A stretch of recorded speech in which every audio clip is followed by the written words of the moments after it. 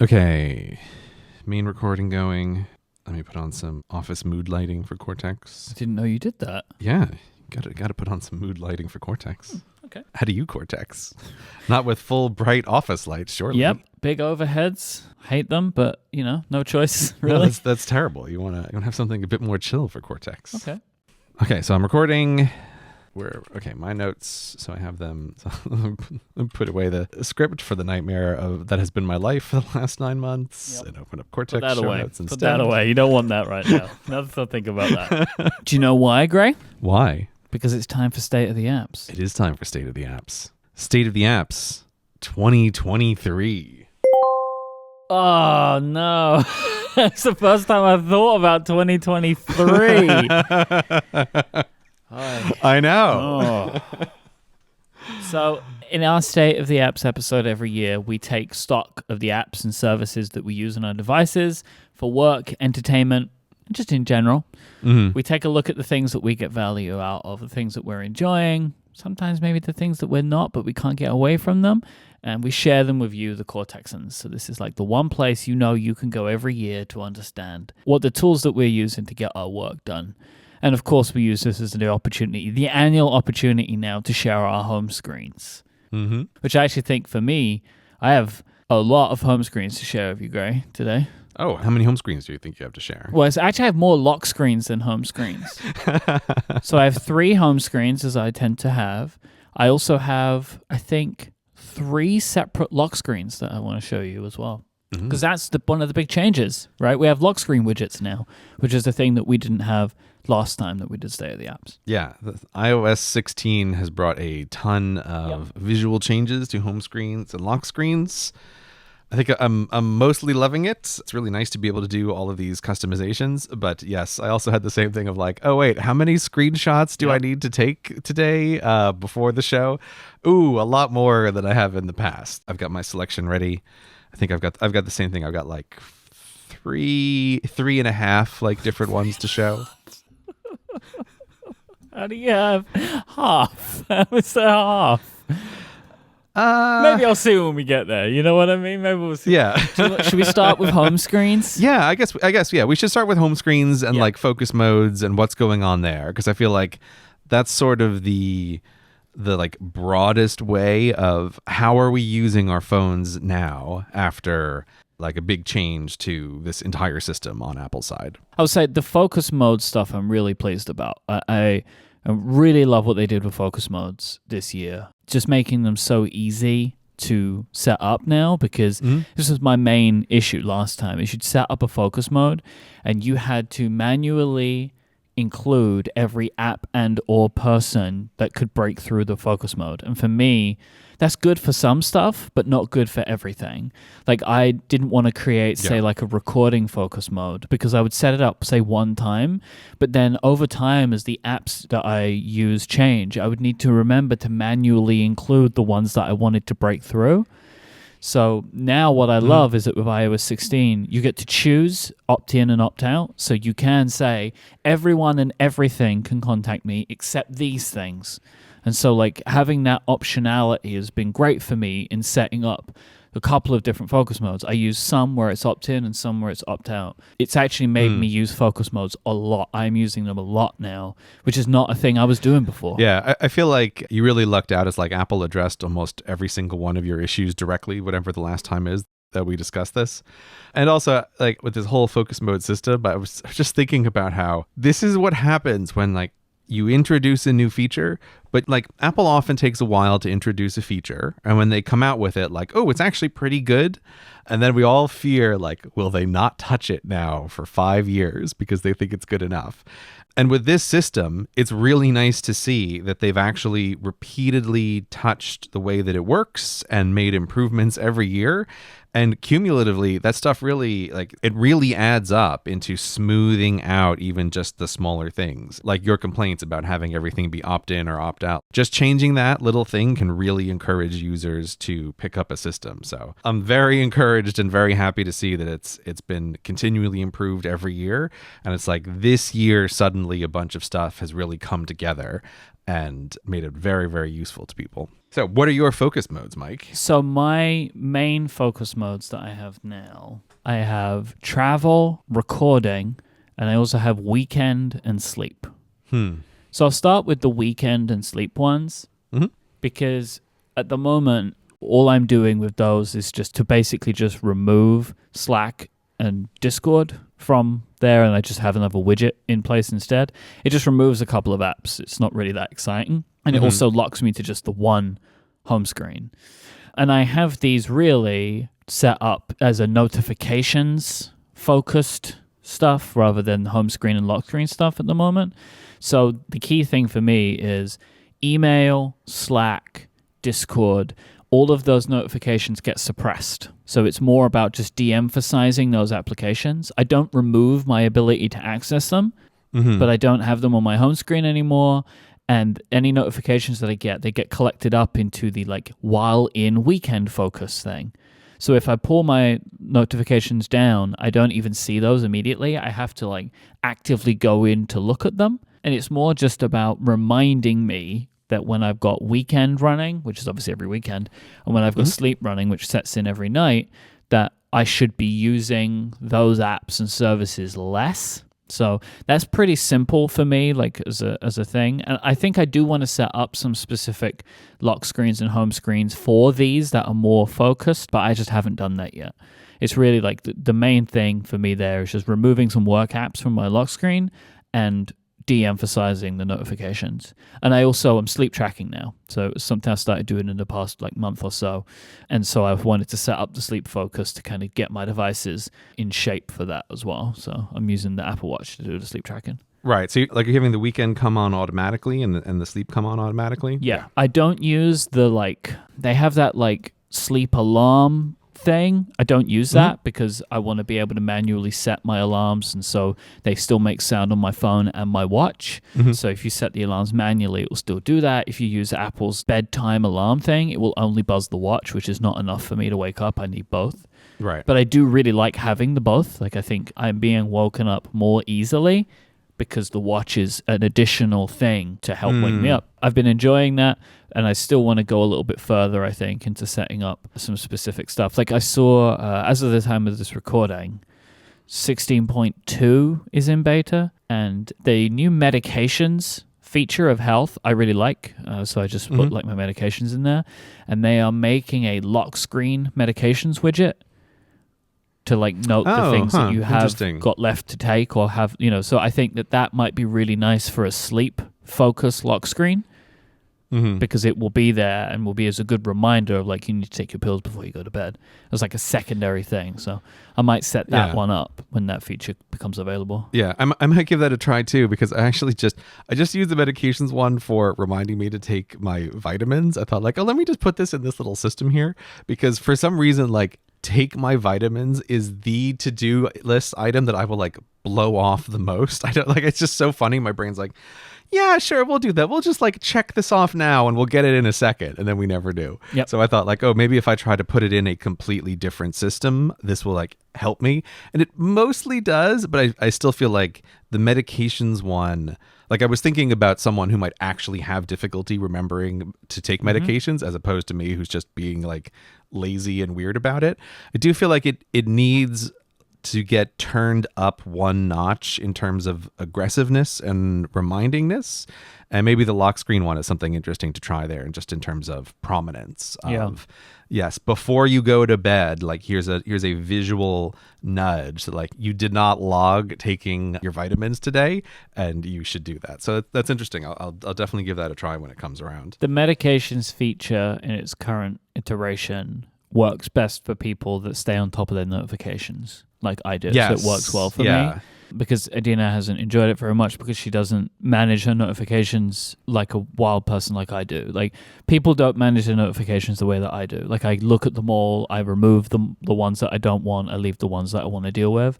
That is not how most people deal with their notifications. So the medicine can get lost in there. I think they should be pinning it. I think it should be pinned to the top of the lock screen until you do something to it. Yeah, I completely agree. That's why I wanted to give it a test, is ooh, how does this separate system work? And it does feel this should not get lost in the list along with everything else. There should be some kind of higher priority status for this one in particular.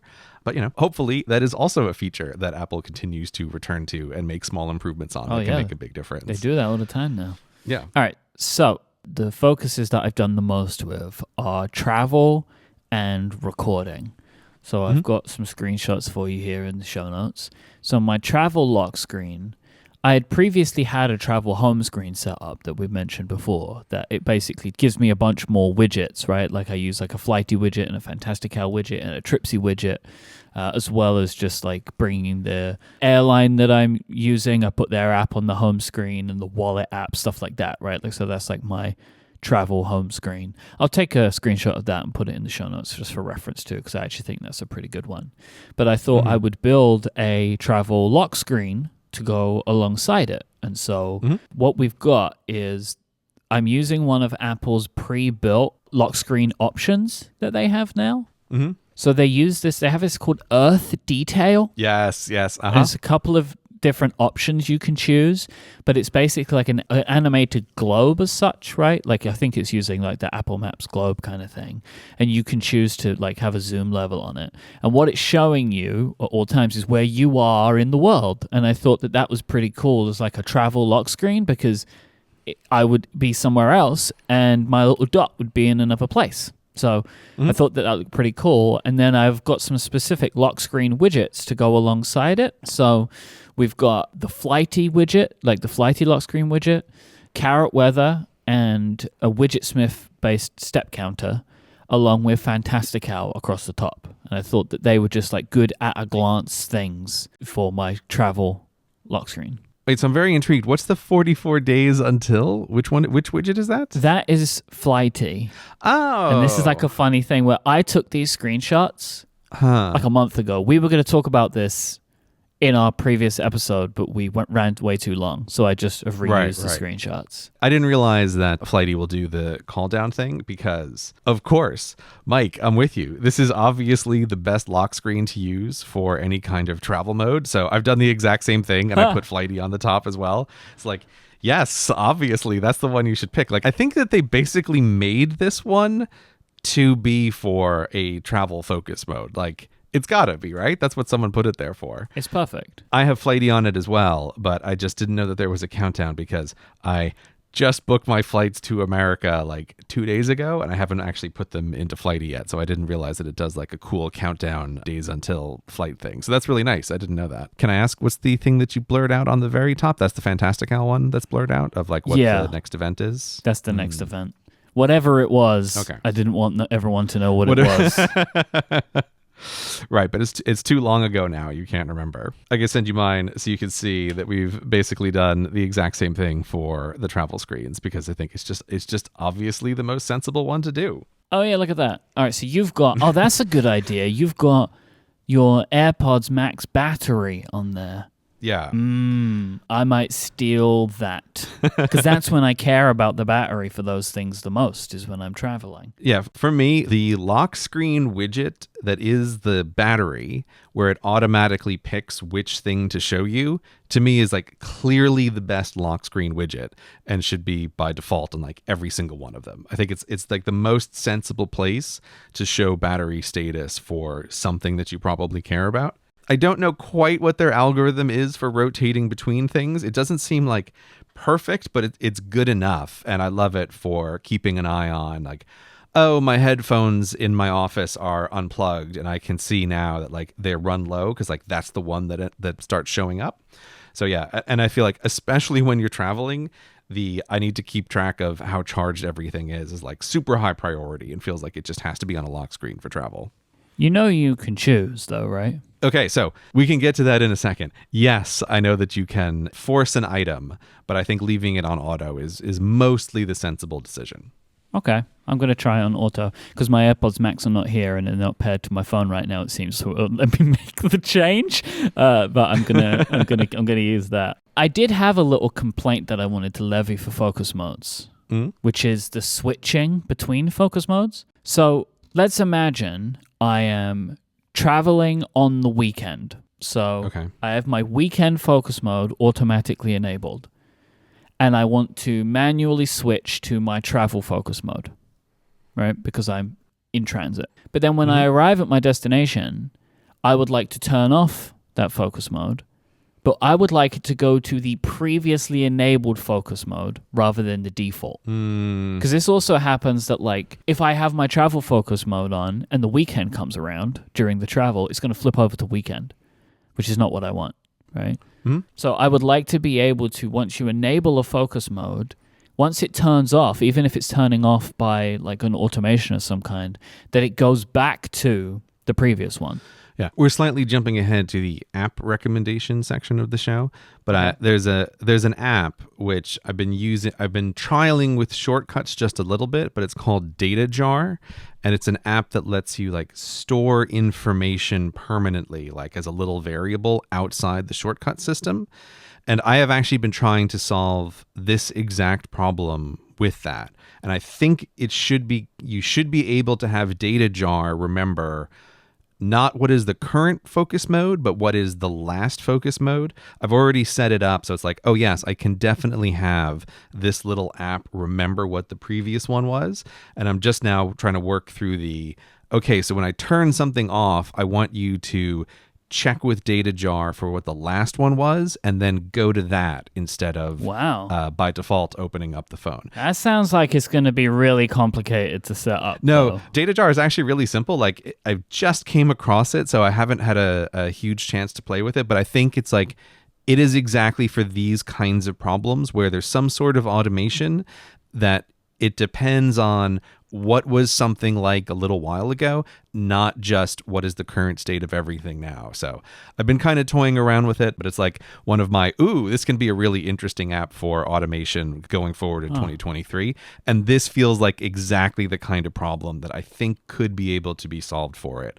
I'll mention that now as a little preview for the app section. Bit by Simon Stovering. Made Scriptable, which I know is an app that's very popular. Oh, they're the same people that made Scriptable. Yeah. Okay, that makes sense. I didn't realize. My recording lock screen and focus mode is the one that I use the most. So I had a recording focus mode set up for a while, and it basically turns off all notifications when I'm recording a show.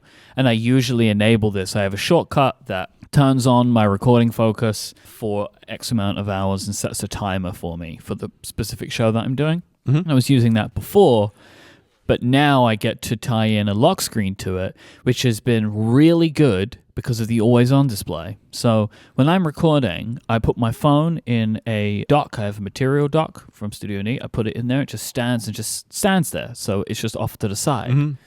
And so I thought, well, what kind of information might I want when I'm recording a show? And so I have a couple of widgets there. I have the calendar one again. I have my timery lock screen widgets. And then I have a world clock built with Widgetsmith with a few different locations. Oh, that's how you did it. I was looking at that thinking like, oh, this layout of the widgets is a little bit funny, but you're using Widgetsmith to show the three different ones. Ah, okay, right. So it's two-sized ones. It's not 4, right? Okay. Yeah, but the way that Widgetsmith lets you do it, you can have more locations than that, but I felt like 3 looked visually good, and that's what I need the most. It's just like the American time zones. And then for this one, I'm using the Photo Shuffle lock screen. So it's a lock screen that basically, another one that Apple made, where every time you lock the phone or unlock the phone, it changes the image, and you can do people, places, and buildings for this. Why not dogs? Dogs, Apple, come on. Let me see. Do they have a dogs one? I'd be surprised if they didn't. But you have some customization for how the Photo Shuffle works. Yeah, it's people, nature, and cities. They're your categories. But with the people one, you can choose specific people that you want it to show. That's good. Okay. So I set mine up to just be pictures of my wife. And so it just cycles through the Faces album or whatever that I have of her there. I enjoy that. And it's also visually different enough that I realize kind of like that I'm in my recording focus, which I also just like as like a visual. So that one's a really good one too. Can you select multiple people under the people option, or is it just one person at a time? I think you can set multiple people, which will probably help with the dogs thing. Because I think you could set animals. Or am I remembering iPhoto I think I might be remembering iPhoto. You're remembering what I told you iPhoto used to do 10 years ago. Yeah. It's still a bee in my bonnet about There it. you go. That's why that's in my mind. Yeah. I put that there, right? You're having like implanted memories now. But no, I was thinking for your recording lock screen, Myke, you should obviously, I mean, like your wife is lovely, but you should have it rotate through photos of all of your co-hosts for the recording ones. Like that's what you should be doing, right? You know what? That's actually not a bad idea. Yeah, I think you should do that. It should be all the people that you co-host podcasts with. That's why I wanted to know if it can do multiple ones. I could be smiling at you right now from your lock screen. I do have a few photos of you smiling. That is true. It would be extra good if it could just like pick out the specific people that I'm recording with at any one time, but then I would need an obscene amount of focus modes to be set up to do that. And there's actually a limit of 10. I don't know if you knew I that. did not know that. This is like a small thing that I bumped into, which I do find slightly infuriating, but pre-iOS 16, there wasn't a limit on focus modes. And iOS 16, they introduced a limit of 10, which is actually a little bit tighter than you think because it includes the 2 ones that are there by default, or the 3 that are there by default. Do not disturb, driving, and sleep. So it's really a limit of 7 that you can choose. But like, I kind of wonder if that was like, oh, this is there because of 2 people, Federico Vitici and me, like sending in like a million focus modes. And they're like, no, right? This is too many. But yeah, it was actually confirmed by Apple that was not a bug. Like that was an engineering decision that they had made, that they were going to limit it to 10. It's wild because you can set up 200 custom lock screens. So why can you only do 10 focus modes? Yeah, there must be some UI issue that like there's an area of the UI that like maybe the control center thing where they don't want to scroll. No, but that doesn't make sense because I already scroll on there. What's the reason? I find this stuff super frustrating, and it's extra frustrating when it used to be one way and then it goes the other way. It kind of reminds me of a thing that they did eventually remove, but there used to be a limit of 100 VIPs on mail. And it was like, again, it's like clear that someone just like picked a number that they thought was really big that no one would surpass. And I think like me and Gruber were complaining about that. Like, oh, depending on how you run your email, like that's extremely frustrating to have this limit for absolutely no reason. So anyway, just like FYI to anyone out there who's like, I'm going to do a focus mode for everything. No, you're not. Like you're going to pick 7. That's what you're going to pick. Well, I mean, you can do everything if you have 10 things. Right. Yeah. If you have 7 things. Can't you change the like... Because I don't have the driving one. Are you sure? You want to take a look? Like I thought that was like hard coded in there that you couldn't get rid of the driving one. Do not disturb, fitness, recording, sleep, travel, weekend. That's so weird. Have you never driven? I remember removing it, but that was probably last year. Oh, that's interesting. Okay. All right. So I'm just looking now. So, I mean, driving I will leave on there because when I'm in America, I do drive and I do find it useful to have. But the driving one is different, so you can delete that focus mode. Right. But do not disturb and sleep are hard coded in. Yeah. You can't get rid of those. Okay, that's interesting. Okay, so if you don't drive, you can have 8. I didn't realize that. Interesting. The last one I have to show you, lock screens, is just my regular lock screen. It's not too dissimilar from the other ones that I have. I have Fantastic Hours, the main on the top, right? It's like the one big one on the top, along with Carrot Weather, Timery, and a step counter in Widgetsmith. That's my kind of like main lock screen, which is not tied to focus modes. Okay, so that's the default open one there. Right. Okay. So what do you, I want to see yours now. Do you want to show me focus mode ones first? I've seen the travel one. Do you have any others? Yes, I'm also having I'm having a funny situation in my office. So I've been really trying to do like home automation this year and partly with the lights and things. But for this show, while I keep flipping through the focus modes to look at things while we're talking, the lights in my office are going crazy, right? So it's like I wanted all of these like chill. I wanted like the chillest version of the lights where it's like I have everything real down low and I pick these like blues and greens and it's very lovely. But then every time it's like, oh, I went into sleep mode. The office is completely dark. No, I didn't want that. Oh, I went into travel mode. The lights went completely white and bright. Like, I'm flicking around taking screenshots on my Mac is like, you're traveling. I'm like, I'm not traveling, Mac. Stop it. That's funny. I guess if I've done that stuff and I don't remember, things are flying off the handle all over the place. That's really funny. Yeah, so it's just like automation is great, but it's like when you are talking about automation and rapidly flipping through a bunch of things, like it starts to get weird. And every time the office lights either completely go away or turn all the way on, it's like, oh, you're a real mood killer here, office lights. But that is also part of the thing I'm trying to do with Data Jar is to like smooth that stuff out. Like, don't just look at the state of things right now. Remember, like, what were things like 5 minutes ago, and maybe chill out and don't change things if you don't need to. Okay, so let me send you some of my stuff. I already sent you my sleep lock screen and home screen, which I just basically have as empty as possible and just pick it as like dark red for go to sleep now. Like, this is time to go to that's bed. what they are. Because, okay, a minute ago I saw that I had two images from Gray. One was a blank lock screen with a couple of widgets on, and one was a completely blank home screen. And I was like, oh, here we go again. Maybe I'm going to find out later on that your actual lock screen is like this again, but I didn't want to react to it in the moment because it would have like destroyed the flow of the episode. But maybe we'll get back to that later on. So this is so it's not black, it's like a red, because that's good for eyes, right? I've learned recently. Yeah, I think red, like a really dark red, just works well at night. And I actually picked the real dark red because it sort of makes the contrast with the icons on the bottom less. Like, the icons on the bottom seem brighter if there's absolutely no color on the home screen. So that's just why I have it kind of set as this like gradient red that they allow.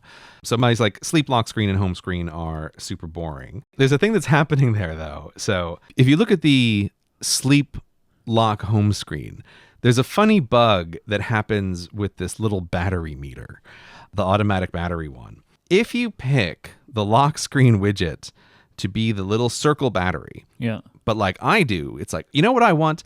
One of them I want to be the watch. Like, I always want to know the watch before I'm going to bed, just to keep an eye on it. Like, ooh, do I need to charge it up a little bit before I go to sleep?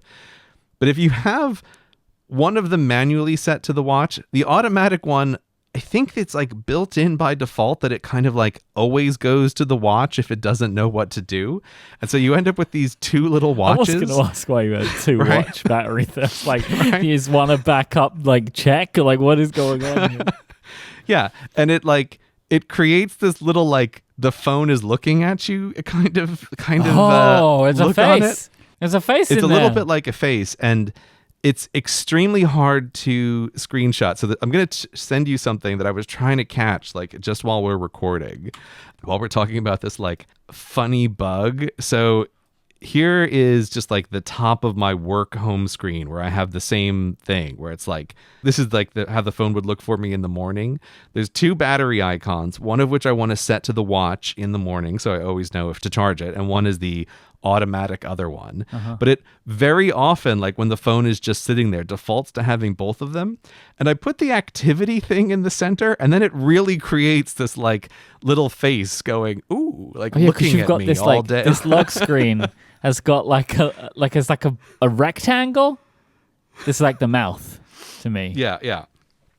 The activity in the center is like a funny thing. Like, Apple dims the circles on the activity meter in a way that I find really frustrating. It's like performative privacy of like, ooh, if your phone is locked, we don't want anyone to know how active you've been today if they found the phone, which is like, please, Apple, like, no one cares about this. This is just you like going out of your way to show me how much you care about my privacy, when like I'd much rather prefer that you encrypted my iCloud messages even if I used iCloud backup and like not, prevented people from knowing if I exercised this morning or not. Can I just double down and say, because you've brought that up and that's like one of my big bugbears, and I 100% agree with you, and I think it's absolutely ridiculous that they have not made that a thing. It's like, you can look into this. Maybe you didn't know, core Texans, but if you use iMessage in the cloud, it's called, it like backs up your iMessages, syncs them across, you're no longer end-to-end encrypted. There is an encryption key that Apple holds. And there is a bunch of technical reasons as to why they do this, but I don't care. I want the encryption. Like, if you want to have encryption, you can't have iMessage backup. And this isn't the case for a bunch of other things. With health, that's not the case. They don't hold the keys for that, but they hold the keys for iMessage, and I want them to change that. Thank you for bringing that up. Yeah, I mean, since this is a very Apple-focused episode, that to me is, I think it's kind of the worst thing that Apple does, and I think it makes all of their messaging about privacy sound like a lie to me, which is the thing that everyone cares the most about. I mean, I bet a lot of people would care way more about their iMessages than their photos, right? Like, those have got to be the top two. Yeah. But I think there are a lot of people who it's like, hey, you have to pick one of these two to be leaked to the world, your iMessages or your photos. I think a lot more people would rather have their photos leaked than their iMessages leaked. I think so. I would. Yeah. But yeah, so when I found out, I was like, oh, Apple doesn't actually end-to-end encrypt your iMessages if you use iCloud Backup, which they extremely push you to do for good reasons. I was like, that is appalling. Like, I'm totally appalled by this. And it really gets under my skin every time Apple talks about how they care about privacy. And it's like, yeah, you're not saying out loud the one thing that people care about the most. So when I first found out about it, I was like, oh my God, right? And I turned off iCloud Backup on all of my devices, and I was using just like the local backup on your computer. But then I realized, oh, it doesn't matter at all, because if the person I'm talking with uses iCloud Backup, like, it hasn't prevented anything here. Yep. So great. Like, so I went back to using iCloud Backup and I just live with it. But I really hate it. But it is also why, like, I call the activity ring hiding on the lock screen like performative privacy. It's a thing that absolutely no one cares about, but I think Apple does, because it's like, look at us keeping an eye on your privacy. We'll keep this private health data, how many times you've stood up today, hidden on your lock screen until it is unlocked. And I find it annoying, because then every time I look at the lock screen, like, the little circles then color in, and I would like, the whole purpose of having it there is I just want to see the information. I don't only want to see the information when the screen is unlocked. But so anyway, complaining about Apple privacy aside, here is what that actual lock screen looks like. So to me, this is the most important how my phone looks mode. And this is what I call core, which is my morning work. And this is the most, I mean, I guess aside from sleep, this is the most lockdown mode of like, I don't want to get messages from anybody. This is how the phone should default on any of my work days. Nothing gets through, and I just want to have it be entirely work focused. So I just have the couple of battery icons there because I want to keep an eye on like the headphones. And like I said, I want to have the watch to know how charged it is. I do like having activity there because I often do most of my like actual exercise in the morning. So I feel like that's kind of part of what I'm doing for the core stuff. And then on my home screen, I don't use a bunch of apps. I just have like the widgets for OmniFocus to show me like the top level stuff that I should be doing. And then I have Timery, which is giving me like a report for today and the last X days. So I can just kind of keep an eye on like, ooh, how am I actually doing in terms of work, both for now and over the recent past. So this is how I'm setting up like my core focus mode. So this is core focus mode. Okay, so this is a focus mode. It's a pairing of the two. Is that like your mind, Spaceship U? Is that what this is? Oh, yeah. It's not really on purpose. Okay. Yeah, the lock screen is just like, it is from NASA, and I think it's the inside of a satellite. I just kind of think it looks cool, and I strongly associate blue with like all the important work. Mm-hmm. So yeah, it wasn't intentionally Spaceship U, but it's like Spaceship U adjacent. I couldn't personally use this image because it doesn't line up, that line from the top. I know. Okay. Yeah, I know. Cool, I know. Cool. I've actually... I couldn't do it. I couldn't do it. Because it's too close. That's the problem. Yeah. For listeners, there's a little bit of like a vertical line, which is like very close, but not quite lined up. Yeah. It has been on my mind at some point I'm going to like get this from it was like NASA's Instagram or whatever, and like load it into Photoshop and actually adjust it, because I do like it enough that it's worth fixing around. But I originally just set this when I was like starting to play around with the focus modes and feeling like, ooh, what am I going to use? What am I not going to use? And this one has just kind of stuck. But yes, I will at some point fix that alignment issue, because you're not wrong. It's super annoying that it doesn't quite go right down the center. And I also feel like with the new dynamic island at the top, it like extra highlights it. Like when I first set this up, it wasn't there. But now the dynamic island is really like letting you know, like, hey, buddy, you can see how not in the middle this is. That's really rough. So you have just the one home screen here. Yeah, Timery on Executor. Executor. That's the way. Is that a project name? No, that's just like the word that I have used for a subset of OmniFocus tasks, which are not project specific. Mm-hmm. They are just this is what you should do ideally every morning. So there are things like, okay, here's me running through like getting the office set up every morning. And then it just lists, depending on what day it is, which thing I should be doing. So it's like, okay, this is the day where you should be walking on the treadmill for an hour and a half while you talk the script out loud. And then like after that, you should exercise for this amount of time. And then you should do another draft at the computer sitting down for this amount of time. And then it's like take a 20-minute break and then it's admin. It's sort of like running through what is the theoretical best list of things to do without being project specific on any one of them. So it's like it's like nudging me in the correct order of the routine. And so I feel like it's like executive, like the top level of tasks is kind of why I named it that way. But I've been using this for years and years as a non-project specific reminder list for what you should be doing first thing in the morning. Okay. So like you, that alternates for me with like a weekend focus. Here's the other one. Oh, very leafy. Yeah. So I want to have like two strong colors to, again, just like set up environmentally, like how should the day feel? Like I'm a big believer in trying to like make everything kind of go along with a certain way. And so for me, green has always been really associated with like, oh, this is the personal time. And so I have it set up with the home automation stuff and with a bunch of shortcuts. If it's Wednesday or I'm now doing Saturday as my other weekend day, like this is the way the phone starts in the morning, which again, is just like a nice visual reminder of like, this should be a day off.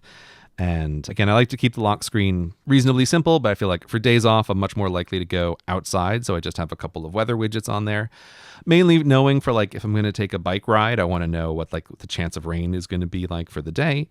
And that's also why on my actual home screen, I have a carrot weather thing like big and on the top, because that's also just useful for, or like my wife and I, are we going to go out to the park? Are we going to go somewhere? Or is it going to be an indoor sort of day?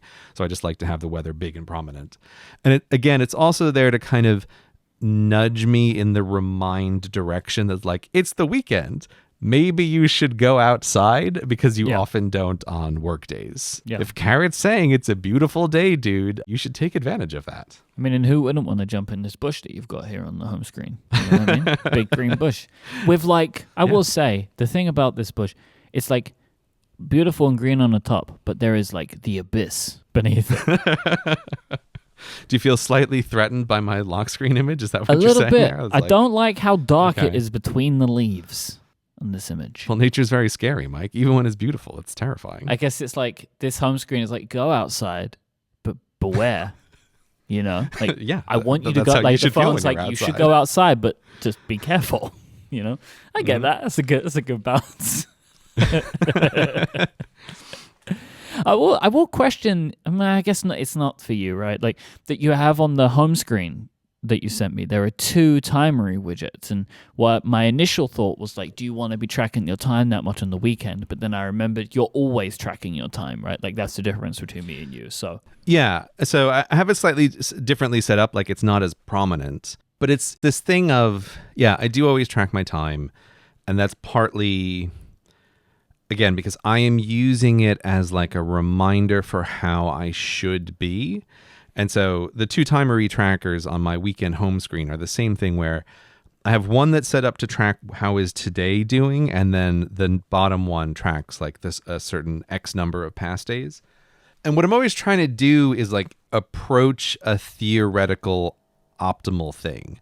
And so what I want to see is, as the day is going on the weekend day, my today timery should be filling up with stuff that it doesn't fill up with during the weekday. So it's like, there's actually, I've added something this year. This is, again, jumping ahead, but I'll just mention it now, where I track how much time I spend with my wife. But this year I realized, you know what? I'm going to break out a separate category, which is like with wife, but outside of the house as a little timer. And so I really like having this as like a separate kind of thing to track. It's like tracking a kind of high quality time. And so I just want to see like, if in the past 10 days, the time with wife time has like racked up very high, but none of it has been outside of the house. It's just like a little nudge on the weekend, like, hey, maybe we should get out of here and go do something. So that's why I do have the timers like really prominent, because I'm always trying to match like the last X days is getting affected by time recorded today, and you want to always try to like approach the optimal of how things should be. So the weekend days should be adding like different weekend activities, like reading or going outside or taking a bike ride. And then the work days should be adding workday stuff. And so that's why I do keep it around there. Okay, that makes a lot of sense. And then I just have an OmniFocus one, which is like available tasks, because sometimes there's like just stuff that you need to do that's like not work stuff, and weekend days are days that it makes sense to do that. So that's why I have OmniFocus available there. Okay. We went through the travel one. That's the work one. I got a couple others that are not interesting to talk about, just because it's like admin. It's basically the same thing. I do have a, I didn't screenshot it because it's not visually interesting, but I'm trying to have the phone be always in a focus mode. I feel like this is probably the best way to think about stuff. And so one thing I did set was a focus mode that I call open, where the phone is open to all messages from everyone. Wow, you enable that like for 20 minutes once a year. Yes, so that's like, oh, I'm expecting a call from someone who's not in my phone book or whatever. And so that's like I can throw it into the open mode. Because that is a thing that comes up every once in a while of like, oh, you're expecting someone to contact you, but for whatever reason, you don't know in advance their contact information or whatever. So I've gotten kind of caught out by that sometimes. And so it's like, okay, I have an open mode. It's like you're waiting for a call back from your internet provider or whatever, right? It's like you don't know what exactly that use, exactly that kind open. of thing. Yeah.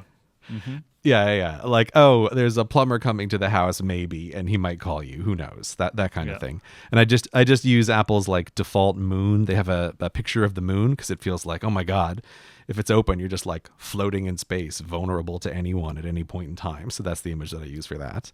Interesting. But the other one that I think you might enjoy, I'll send this through, is I have a focus mode called Holiday.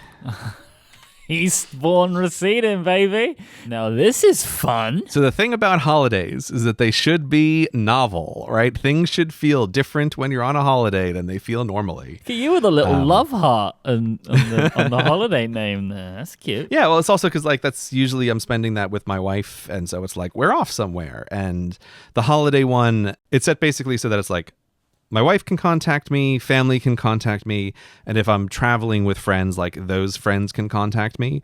But I specifically turn off like everything that's work related for the holiday stuff. And so in the screenshot that I have for Myke here, I have like a fun sort of pink sand background, which I've just used as the default. Like, this looks really different. For my wife and I have done a couple of weekends away this year, and so it's just like flip it into holiday mode. And then for the couple of trips that I've done, this is pre-focus mode, but I was still using shortcuts to do it. I had the holiday mode, like pick a wallpaper that matches the trip. So when I was in Hawaii, like I had a very Hawaii shirt kind of background. And when I was in Norway, I had like a snowy, icy background. And I don't know, like this may sound dumb, but I really think there's a lot of value in even just like silly novelty on devices that are with you all the time. And so like when I've done a weekend away and my phone is ridiculously pink, it somehow helps make that little mini trip like feel more different during the time. And it's again like a visual reminder of like, this is how you're spending your time. You're focused on this weird holiday.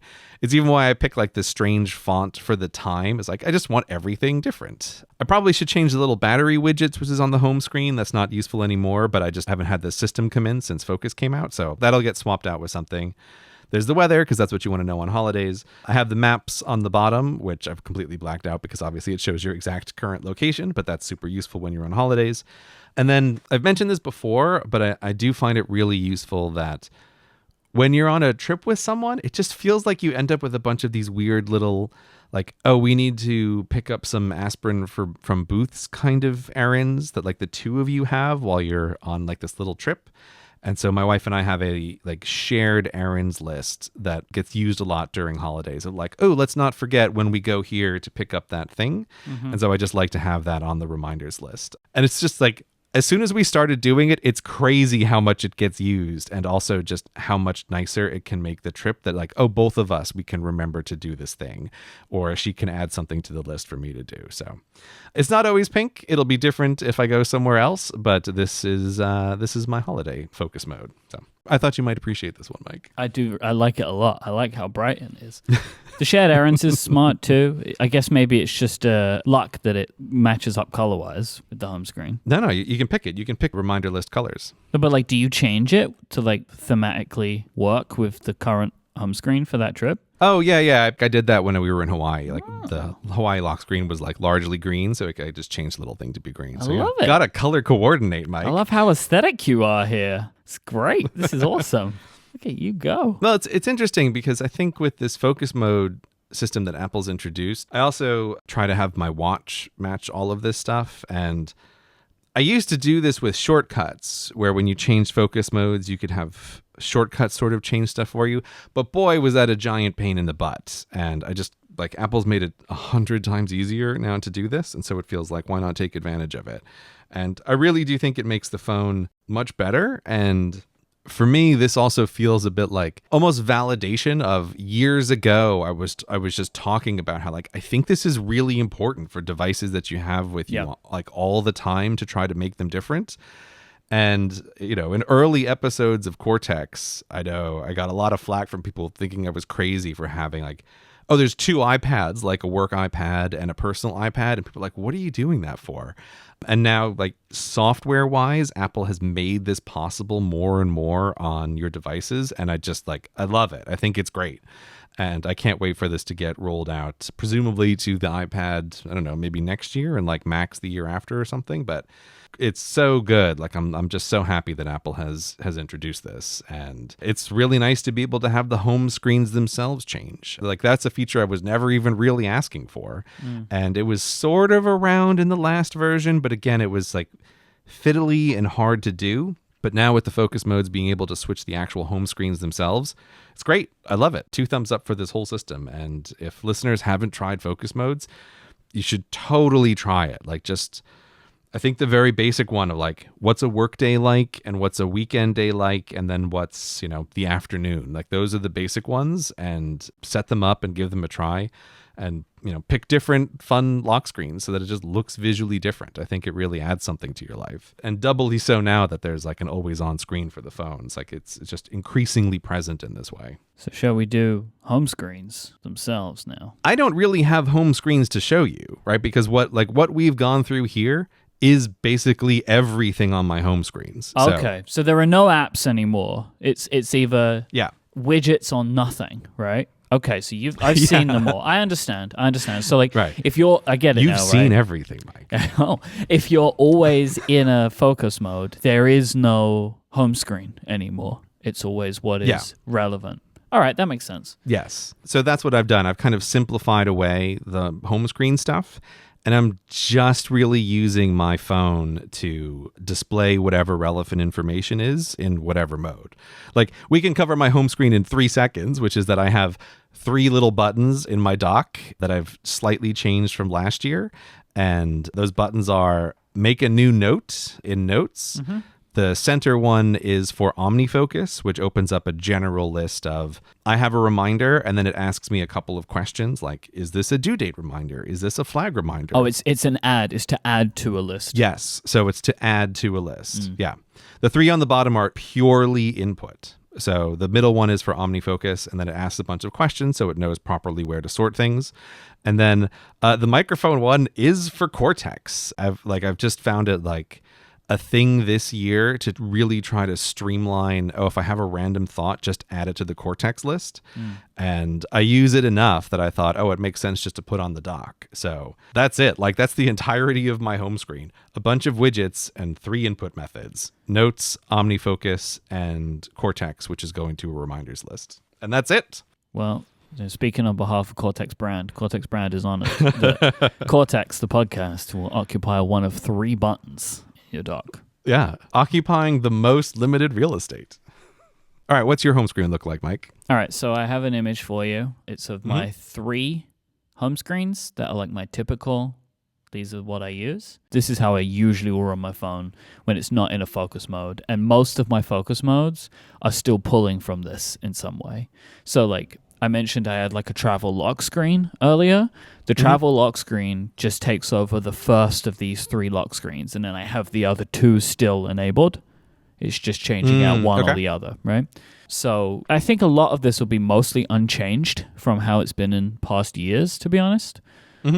So I don't know if there's much excitement in here for you to pick apart, but who knows what you might find. Yeah, I feel like this is pretty similar to last time. You still got that fantastic wallpaper, which I always like, which is from the hotel in California. Yeah, Beverly Hills Hotel. Right. Okay. Very fancy. In the little diner down there, which I love. I think what is the Cortex brand widget? That's Craft. That is Craft. Okay. That's where I keep all my notes, and I'm going to talk about Craft later on, but that is like how I can quickly get into notes. You notice I don't have the Craft icon anywhere on my home screens, and this kind of serves double duty of like, 1, letting me launch the app quickly, or 2, there's like the 4 most recently used notes, and they tend to be the ones that I need most often, like little things that I'm keeping track of or the current project that we're working on. And then I can just jump into that specific note very easily. Why activity as a gigantic widget on the third screen? That seems like a strange decision. The fitness one. Yeah, yes. Yeah, I had a space available, and so sometimes I remove the fitness one if I have something that's like going on at a certain time. Like when we were doing the St. Jude fundraiser, I had the like St. Jude fundraiser widget there. Okay. And then otherwise I use fitness. But I do actually quite like the graphs that fitness produces. I was finding myself looking in the app on the phone quite a bit. And so this was good to just get some of that information immediately available to me. Because sometimes it's like, I'm already at say it's like 20 minutes, 30 minutes of activity in my day when I haven't worked out yet, and I'm like, where did that come from? And sometimes just looking at the time chart of exercise will answer that for me, which is kind of interesting. It's like, it recorded that walk that I did today, which sometimes it doesn't, sometimes it does. So like, I just find that to be an interesting thing. I like having it there. And there's a couple of stacks going on, right? So there's Carrot is underneath the Fantastic How widget. I have a shortcut widget, which is for some time tracking stuff underneath the Timery widget, and the Widgetsmith widget of the time zones that I have. Underneath that is a countdown timer, which is usually my next vacation. And that like switches over on its own. So if I have a vacation coming up, I'll put a countdown timer there, and that will sometimes flip over and show me that instead of the time zone stuff. What are you using as the countdown app for that? It's also Widgetsmith. Oh, it's also Widgetsmith. Okay. Okay. Yeah, I think this is good. I don't have anything to make fun of. I feel like you have a really solid system here. So yeah, I think this is good. And let's talk about the apps. This episode of Cortex is brought to you by Trade Coffee. The holidays are approaching, so it's time to start thinking about what you're going to be giving to your loved ones for their gifts. And if you're looking for something to get even the hardest person to shop for, look no further than a personalized coffee subscription with Trade Coffee. Trade Coffee is a coffee subscription service that makes it so simple for you to discover new coffees and make your best cup of coffee at home every day, or to give the gift of the best cup of coffee at home. Trade partners with the nation's top-rated independent roasters to send you coffee that they know you're going to love, fresh to your home and on your preferred schedule. Whether you already know what you like or you're new to specialty coffee and need some help, Trade makes it easy and convenient to discover new coffees. I love coffee, and I love to find new beans, new roasters, and Trade does that work for me. So they know what I like because they know my preferences, they know the stuff that I've been having with them before, and they keep finding me fantastic new coffees from new roasters all over the US for me to try out, and I absolutely love everything that I get from Trade. Super good coffee, and I'm convinced you're going to love it too. Trust me, I am picky with this stuff. Trade Coffee is the perfect gift for loved ones. They make it easy with their digital gifting options for last-minute shoppers or their coffee and equipment bundles for something under the tree. Treat yourself or the coffee lover in your life with Trade Coffee. Right now, Trade is offering listeners of this show a total of $30 off a subscription and access to limited-time holiday specials at drinktrade.com/Cortex. That's drinktrade.com/Cortex for $30 off. One last time, DRINKTRADE.com/Cortex. Our thanks to Trade Coffee for their support of this show and all of Relay FM. So let's start with productivity apps. Yeah. Into the meat of state of the apps. Mm-hmm. I re-listened to last year's episode, and I'm noticing already a change in you because last year... In me? Yeah, you had given up on to-do. When we spoke last year, you were like, I don't use a to-do app anymore. But already in this episode, I've seen visual proof that you're using OmniFocus. So it seems like you've gotten that part of your working life back in order again in 2022. Okay, yeah. So yeah, last year must have been the nadir of my lockdown time of life. You were just like, who needs it? You know what I mean? I just do whatever the wind tells me. Yes. Yeah, that was not a great period of time, no. We can talk about part of that in a little bit of a later section, but yes, I've gotten much better about being back in the habit of using OmniFocus. And I think part of it is I've pulled out a subset of tasks which will not be going in OmniFocus anymore. They're going to go somewhere else, which we'll talk about later. But I think this is a lot of times, like, you want to have real clarity about what are you using a thing for. And I was trying to use OmniFocus for something that just like never really was quite working, and I always put in a bit of a resistance. And so now it's much more clear of like, okay, I have reminders that are for how the day should be going. And then there's like the specific kind of traditional to-do tasks of like, oh, you need to pay this bill on this day or whatever. So I've got all that kind of stuff in there. And then OmniFocus is just working for me much better. And for a couple of things, I use shared reminders with my wife, as I mentioned on the Lockscreen stuff earlier. And that's basically it. Like, I'm back using OmniFocus. I'm very happy about it. I am wondering what on earth is taking so long about the next version of OmniFocus. Like, I think that they might be running into some trouble there. Yeah. But like, for me, looking around for apps, it is still the same case of if an app does not have defer dates, it's just like a total deal breaker for me. Like, I can't use it. So I think Reminders is a really interesting app. Like, I think it's gotten so much better over the years. And it's another thing where they keep adding features. And I could actually imagine being tempted by Reminders in the future. But until and if they ever add something that is like defer dates, it's just totally out of the picture for me. So I'm back on OmniFocus, and I'm very happy about it. I'm still using Todoist, and I have kind of committed to myself that I'm not going to change anymore. No more changing. No more switching. Good. It's too disruptive and ultimately not helpful for me. You know, like, I remember, I think during our WWDC episode, I was like, Reminders, I think, has everything that I want now. I might move to Reminders.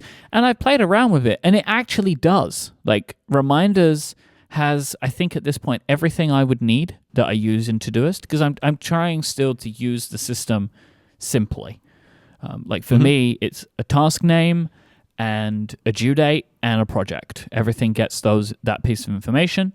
Sometimes I use some features that Todoist has, but a lot of apps have, like subtasks or adding little notes or comments to a task. But I try to use the system simply in that way, which means that I kind of could use basically anything, but at this point I have no desire, and I'm kind of making a rule with myself to just stop moving around. My only frustration with Todoist is nothing to do with them, which is how much stuff I have in Todoist and how much I'm putting into my to-do manager. But that feels more like a yearly themes problem than a state of the apps problem, right? Yeah, I have too much to do is not your to-do apps problem. Yeah. That's totally a you When problem. I wrote that down, I did feel like this is an interesting kind of app to make, like a lot of these apps, like to-do apps, email apps, calendar apps, because it is very easy for your customer base to be frustrated with you for reasons that's got nothing to do with you. It's just like being in that application makes them angry because of the stuff that's in there, or makes them sad because of how much is in there. And like they take it out on the app. You know what I mean? Like, oh, I hate Todoist. There's too much stuff in there all the time. It's just like a Right. funny little aside I came to as I was writing down, like, what do I like about Todoist? What do I not like? Oh, I don't like how many things are in there. It's like, well, they didn't make that happen. I did that. I resent my obligations, so I resent you. But I'm perfectly happy with Todoist. They continue to refine the app in ways that I like. Like they've been making some visual tweaks over the last year, which are nothing major, but just like stuff that I think has made the app look a little cleaner. One of the things that I will always love, and this is like a thing for me of a lot of productivity apps, where there's data entry involved, natural language processing is incredibly important to me. And, this app and Fantastical, which is like the king of this for me, of the natural language stuff, it's just so important. When I'm sitting on my Mac, I hit a keyboard command and just start writing what I'm looking to do. I will hit, for me, it's Command Option Space, and that will pop up on my Mac, the Todoist quick entry, and I will just start writing whatever the task is, and I'll use, you learn the language for organization, right? So I can type in, like, do this task at 2 p.m., and it works that out. But then if I want to add, like, into a project, then I will just hit the hash key, and then start typing the name of the project, and it will start doing autocomplete stuff for me, right? So you learn some little tricks with all of these natural language things. But for me, that is so valuable that I can just hit that and just go for it. I wish there was something as simple on iOS, but it's just, as you have done, and I have done in the past, you can just set up a shortcut for these things. But for me, really, the Todoist app is really easy to add stuff to, so I just open the app and go for it. But I really wish there was some way that I could do this in Spotlight, say, like I just pull down Spotlight and just start typing. Yeah. And there's some way that can go into Todoist. I'm sure that there's something that it can do for reminders, but I don't want it to go into reminders. You know what I mean? So I wish there was a way to do this. I know you can kind of do it with Siri, but I don't like the way you do it with Siri because you have to say in Todoist. I don't want to do that. Like I don't want to add that information. So with all of these things, I would then just prefer to just open the app and do it. But there's just nothing that is as easy as the way that I can add this stuff when I'm at my Mac, which is just with a couple of keyboard commands. The Siri integration for other to-do apps, like I'm glad it's there, but I also don't use it because it's just annoying. Yes. And I don't use the natural language stuff in Fantastical, and I think that's also why in Todoist it's just never really appealed to me because it's not the way my brain works. But I do, like the closest I get to that, which is why I also use reminders, is I feel like reminders is really great for like one-off things where I just have to go like, oh, hey, the next time I'm here, remind me to do that. Yeah, right? that is Or so tomorrow cool. afternoon, I need to do this. Then reminders is totally killer for that. And it's like, sure, I could use OmniFocus, but that's where now the friction is in a different way. And reminders is just like so good for I casually need to be reminded to do a thing at a time or at a place or the next time I leave the house.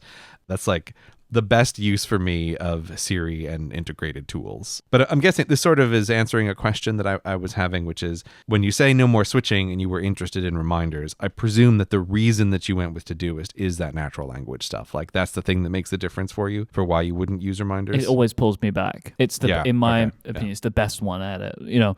Most reminders has it. I think OmniFocus has it, but none of it is as good as the way that Todoist does it. Like Todoist is so good. Like with Todoist, you can set up really weird repeating tasks with natural language. Like, give me an example of that. So like I could say, remind me to take out the trash on the first Monday of every month. That's pretty good that you could just type it like that. And you can just say first Monday and it knows what that means. And I've added tasks that way. That's interesting. Yeah, I just had to do something in OmniFocus, which was the same thing, where it's like, oh, remind me. It was like, remind me the third Monday of every October about a thing, and it's like, it's doable, but it was like a bunch of clicks. So it's interesting that you can do that kind of stuff just by typing it. And Todoist has, and also always had a really good help document, which like details like these are the commands you can use to do some of this stuff. So like sometimes it is easiest to do it with the text even than the UI. And it also handles this stuff in a very graceful way, which I enjoy. So I have some tasks that are like first Monday. But if I move them to the next week, when I then complete them, it will go to the next first Monday. Like I've used apps where like at that point, I've used apps that have done this in the past. I wish I could remember which, but it's a long time ago now. That like if you throw it off that schedule, it just removes the repeating. Yeah, I've seen that. I know what you're talking about. Yeah, I've seen that kind of thing happen. Where it's like you dared to disrupt this, now you don't get to use it at all. Right? I'll show you. Yeah. You know, and that is the kind of stuff where I then feel like I can't trust the system. Mm-hmm. And if I feel like I can't trust the system, then it's just too much of a weight on my brain. That like I worry that like every complicated task I'm adding to the system is ultimately going to let me down. And this is never a way that I felt with Todoist. Like it is rock solid with this stuff. And that's one of the things that has made me come back to it time and time again.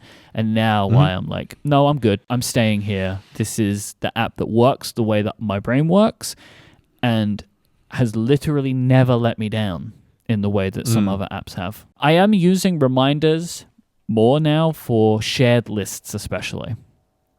So very general stuff like grocery lists, home project lists, that kind of stuff. Things that I don't really want in Todoist, which is by and large all work with some personal tasks, but personal tasks that tend to have some kind of like work relation to them, if that makes sense. Yeah, I get it. But like the lists and reminders, they're all shared at the moment, all shared with Adina. So it's just stuff that we're working on together or, you know, things like that. And I think reminders is pretty good for that because it's also most of these things, they don't have due dates. They're just lists of things. And for me, that can't work. Like for Todoist, everything goes in with a due date. That's how I work in Todoist. Like I don't have tasks that don't have due dates. So if I need to have a list of tasks or reminders that won't have due dates, they need to go somewhere else for it to work within the mental model of my system. So I've been using reminders for that, and it is really good. Like reminders has gotten really good, and I think for me, it's going to become you got a shared list with someone, reminders is where it goes. Yeah, it feels like that has to be the default tool for that kind of thing. It's just the best at it. It's the easiest at it. In past years, I've tried different things for little shared reminders, and ultimately it's like, no, just use reminders. It's so much better. It's just baked into everything. If you're using shared reminders with someone and it's not a reminders list, I feel like you need a really good reason why you're not doing it this way. When it comes to note-taking, my systems have remained basically the same. So Apple Notes is my central place for where I put all my personal notes that are shared with other people, because again, Apple Notes does a good job with that. Not very good at real time, but good for like mostly asynchronous sharing. Like I'm going to add something later on, somebody else might add something, you know, that kind of thing, which is fine. So before you go any further though, what exactly do you mean by a note, Mike? Like how would you define a note? I will not do this with you. I won't do this with you. I mean, like what? It's a I don't put like individual sentences. Like they are typically lists of the text, paragraphs of text. I can't do this. No, leave me alone. I'm just asking, like, what kind of things are you saving in notes? All right. So the main things, I genuinely always want to know. The main things for me that go in, like my most important notes are the individual notes that I have for each of my shows. So I have an upgrade follow-up note, connected follow-up note, Cortex follow-up note, etc. And in those notes goes links that I want to share, like to talk about on a show. So like if I see something online, I'll add it to that. And one of the reasons I've always loved Notes is how good the share extension is from anywhere in iOS to just add it. If I have an idea for a topic, I might start writing an outline in that note as well. So there's like lots of things in each note. In my Cortex note, I have like ideas for topics going back years that we've just not gotten to yet, but they're all in there. So I know that if I want to get some ideas for an episode of Cortex, I will go to my Cortex follow-up note and it's all going to be in there. But I also have notes that are preparation for a show. So when I was like got my iPhone 14 Pro, I was writing all of my thoughts in there for it. So if I had to pull anything out for an episode, I could do that.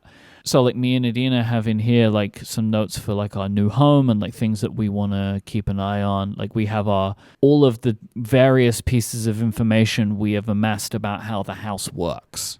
Right? Like stuff that the previous owner said, stuff that we worked out on our own, you know, like, so all just going in there as like a central hub where we could search later on and it would bring us to that note. I have a note that I made called Smart Home, which has a bunch of things in it.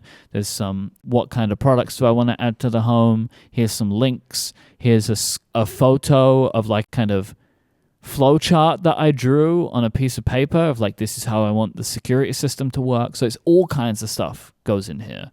But I think one of the things that makes me and you different is related items are all within one note. They're not like multiple notes that are then drawn together by something. Yeah, so I actually just realized something while you were talking again on notes and how people use them. No, but I'm going to say this out loud because I never realized this was a feature, but it just dawned on me why and how you could use this in the way that you're doing.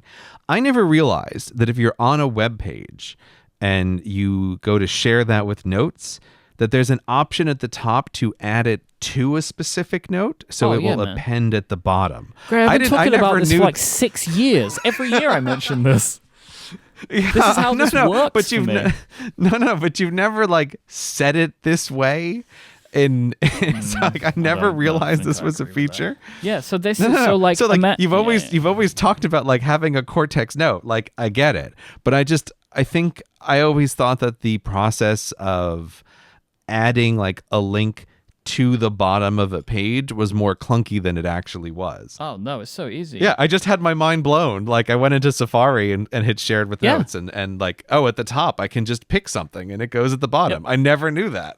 And then it does the little preview too, which I really enjoy. And so like if somebody sends me a tweet and I add it via the share extension, it gives me a preview of the tweet in notes. So I don't even have to click the link. Right.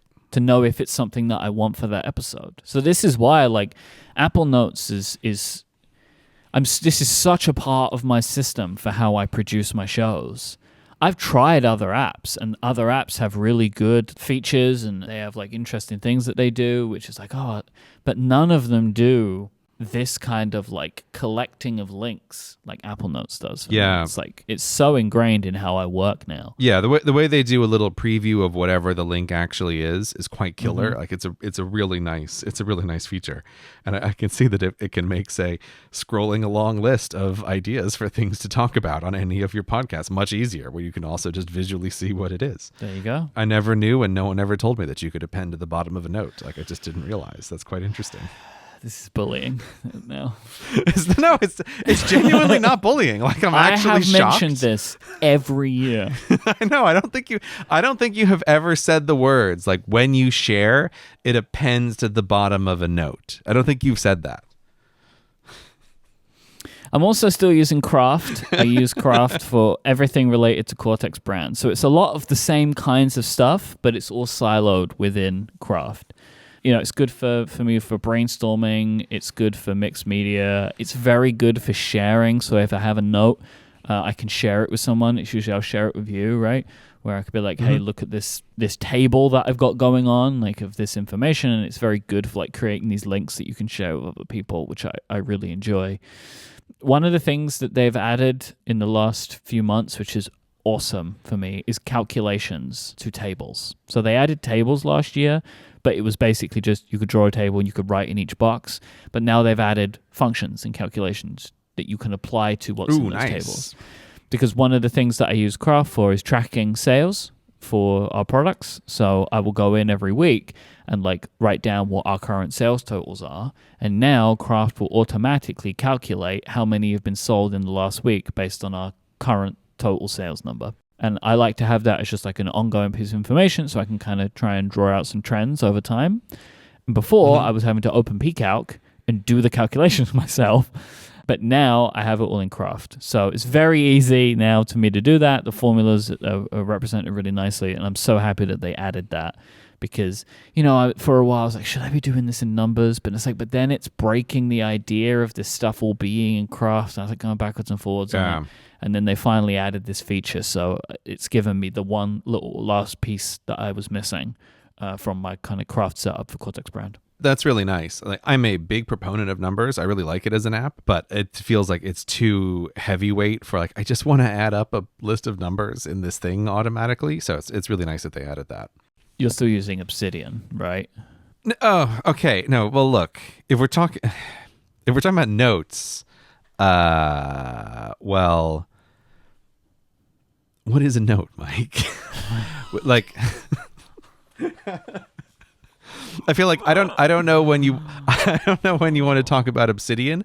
Obsidian to me is like a whole other universe of things. Yeah. I would say what most people mean when they're talking about notes is I use the Notes app as an individual list of things where it's like, oh, I just want to remember this. And then every couple of weeks, I just go through everything in Notes and like sort it into some other place where it belongs, or it just acts as a reminder. So that you said earlier that you had a button on your home screen that you can press, right?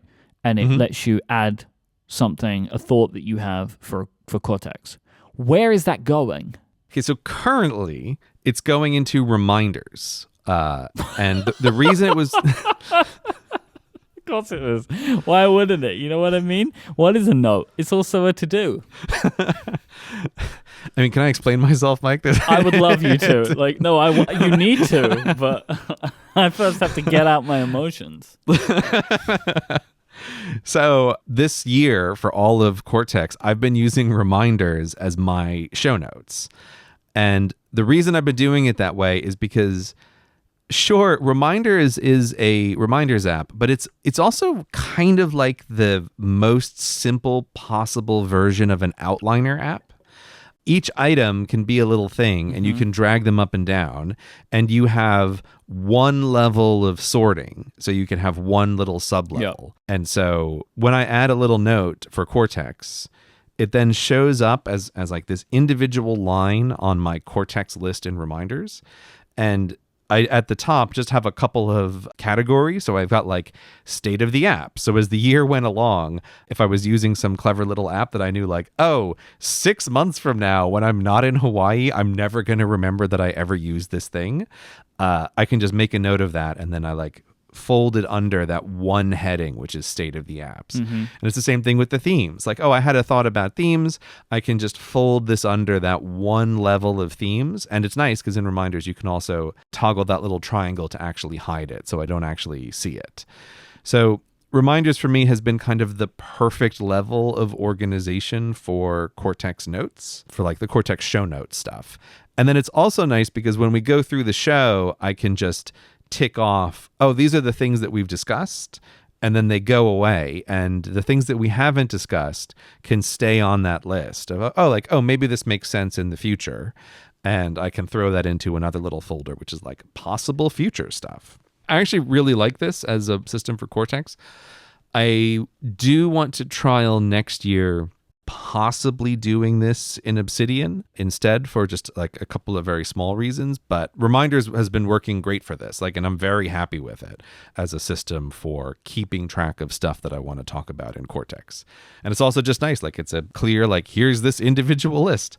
Honestly, my biggest problem with Reminders is that for some incredibly annoying reason, you can't like make the text bigger on the Mac app, and it's infuriating. Like, sitting on my computer now, I'm like, I want these words twice as big while I'm here recording the show. But Reminders is like, oh, no. We only want teeny tiny letters and teeny tiny sentences in our Reminders app, which is genuinely like the thing that I find the most frustrating about it. So that's where everything is going when I'm talking about Cortex. I can see how you got there. Right? And like the way that you're describing it, that does make a lot of sense of like you have these pieces of information that are short and you're just like adding to them.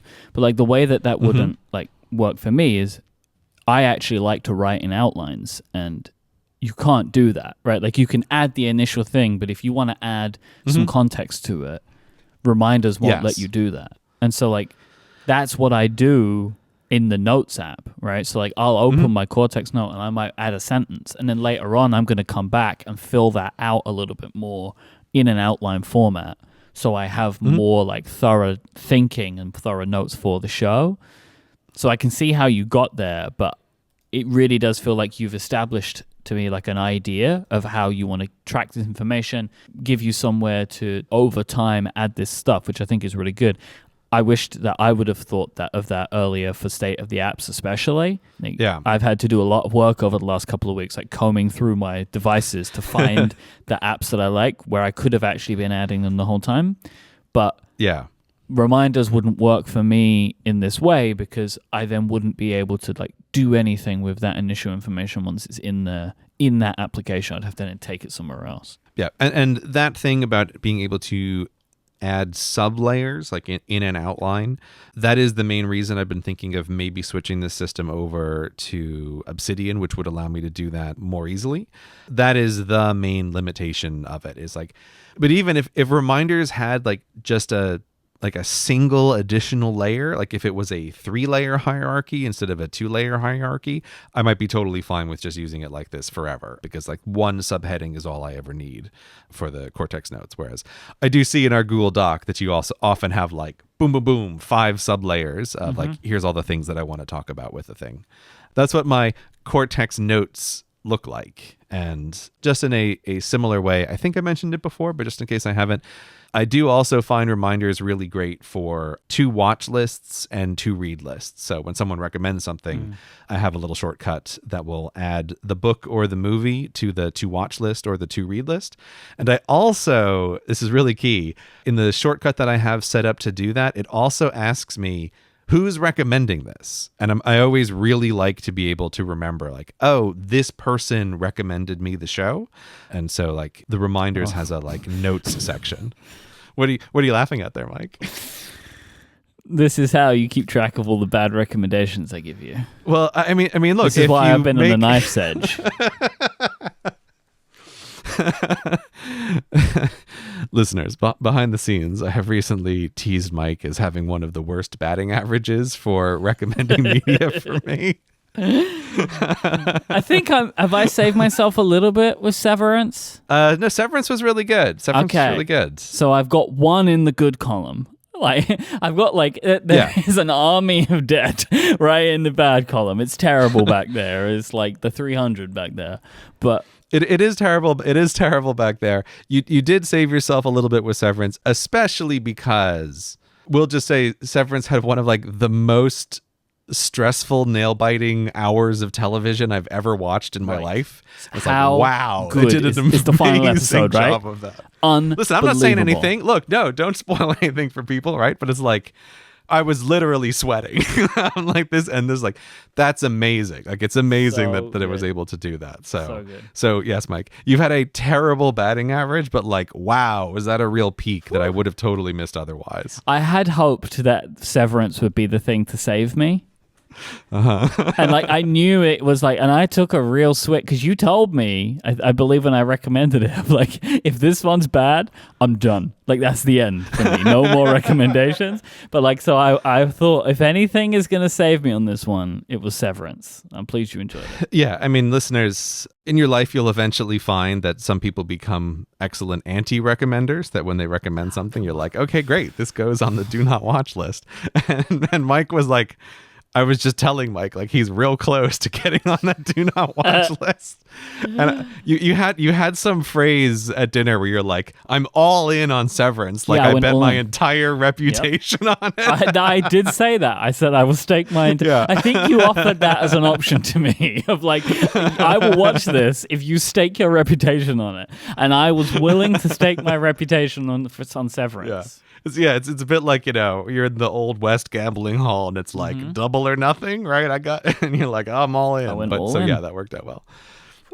But yes, listeners, that's why you want to keep a record of who recommended you the thing. And so you can like build up associations with who recommends what.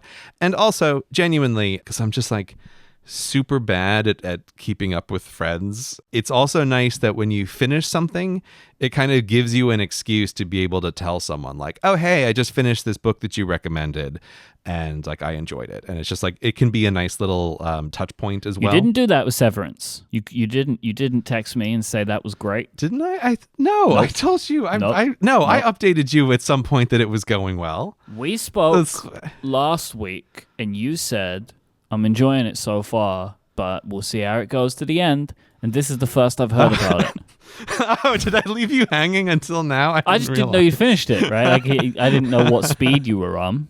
I mean, look, we're getting on a bit of a tangent here, but I do have a real asterisk of like, I think they've written themselves in a real dangerous position for season 2, so we'll see. But I'm still totally giving it to you as a win for season 1. I believe this is no spoilers, right? But I read something, if I'm remembering rightly, that this was supposed to be one season, and I think it was because Ben Stiller's production company kind of made this happen, which is like a fun thing. I don't know why. Every time it, like at the end of the episode, it flashes, like it ends and it goes to cuts to black and it says like directed by Ben Stiller.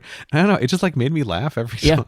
Like I feel a little bad about that, but I was like, oh, Zoolander. Because I remember when the first trailers came out, because it was said that this show was happening. It was like Ben Stiller is directing, producing, and it has Adam Scott from Parks and Rec. And I was like, oh, okay, this is going to be fun. And then the first trailer came out, and I was like, oh boy, what is going on? But I believe it was supposed to be one season, and the production company, like Ben Stiller's production company, kind of realized what they had, and they're like, no, this is going to be more than one season. And they stretched out that final episode to. But yes, I don't know what happens after this episode. Like, I can't envision how it continues. I'm really intrigued, though, because I love the first season, so I can't wait for more. They are making more, so... If that's true, that there was a coherent story which was turned into multiple seasons, that gives me a lot more faith. But yeah, with a lot of TV, it's like, yeah, you can write something interesting and mysterious, but that's not the hard part. Like, the hard part is closing the sale on your interesting and mysterious premise. So yeah, I would be happy to have more understanding of the world at large, like, so they could just go in that direction, and I'm intrigued, right? Because there's just like so much stuff. It's like, I don't even understand how this world is, which is Lost vibes. You get a bit Lost vibes from it, so I hope that they do a better job. I mentioned Fantastical earlier on as my calendar of choice. It's still the one for me. I will say, though, like, started to notice a little jankiness of Fantastical. Oh, yeah? Which is a thing I've never noticed, like, never had before. And this is especially happening to me on the iPhone, where the app seems to be haunted sometimes. Oh, where, like, that sounds bad. It's scrolling on its own in a way that I'm not asking it to do. Like, I will say, hit a date, right? So like I'm looking at it and I want to see it next Thursday, and I tap it and I'm looking at it, and then all of a sudden it jumps back to another day. Ooh, spooky. Or sometimes I'll like be scrolling and it will say like, oh, you're on the 10th, but it's on the little calendar view, but then on the list it's showing me like a different day. Like, I found this to be like weird in the last little while. It's like a thing I've not experienced with the app before. It's always been really rock solid, but it's moving around. The app seems to be moving on its own in a way that I don't like. But Fantastical, still the best. Calendars, like, it's the way that I work, natural language and all that kind of stuff, and I love it. But, you know, bugs get into systems. Who knows? This might be just me. Maybe I'm the only one with a haunted Fantastical. Who could tell? Yeah, I never really use it on iOS. I'm only ever using it on my computers, and I can't report that I have any hauntedness in my Fantastical.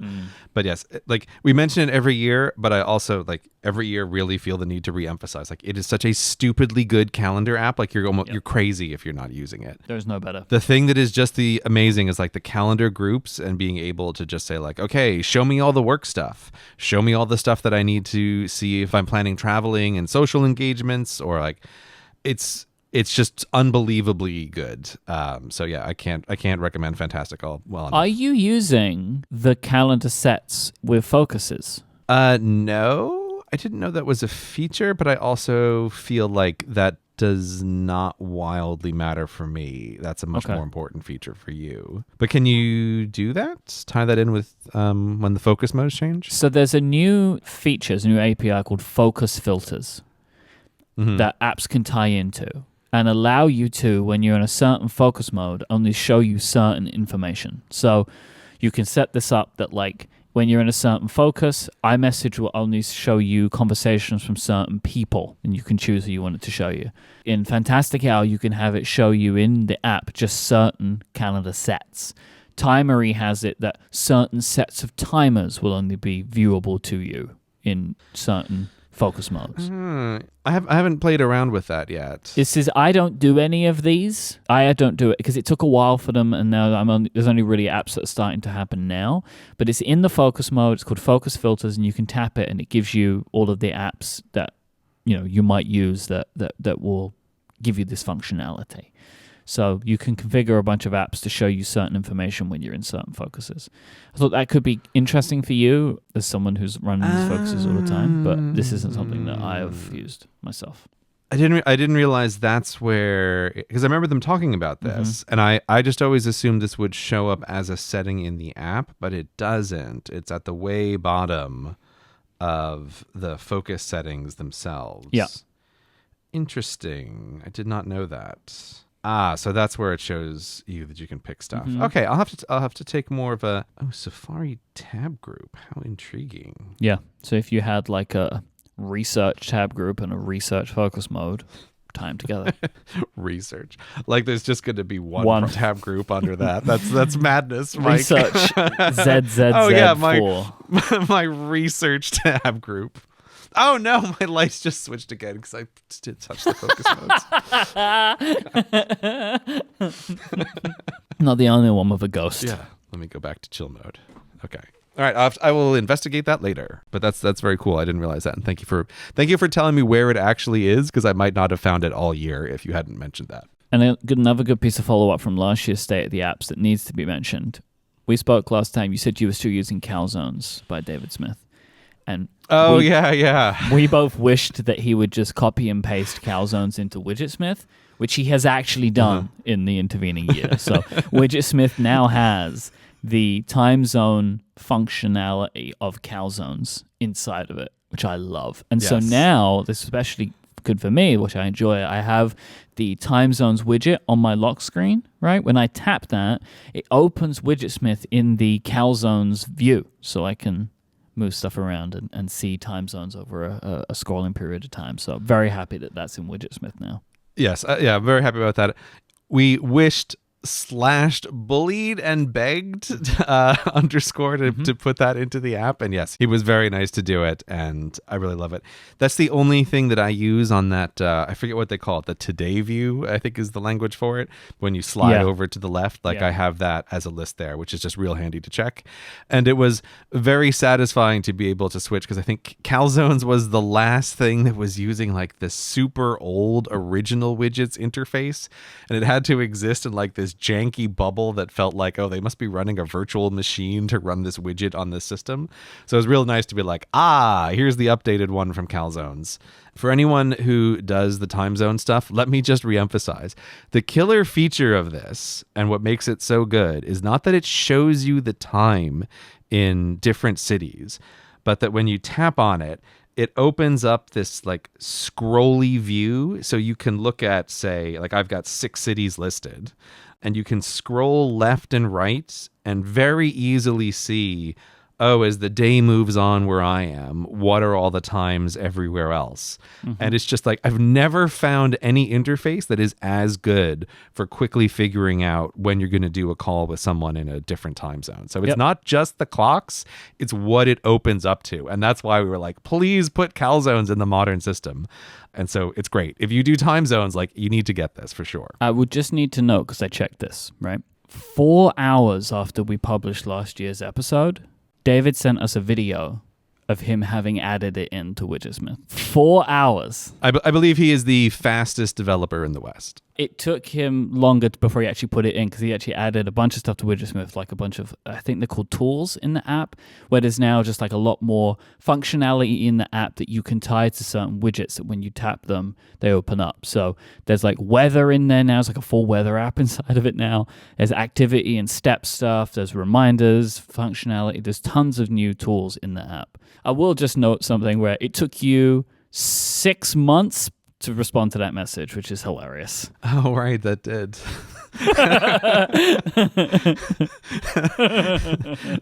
Listeners, that is evidence. When you hear me say things like, I am bad at getting back to people, that's the kind of thing that I mean. It's like a message is sent and half a year later I respond. Like I am not proud of this.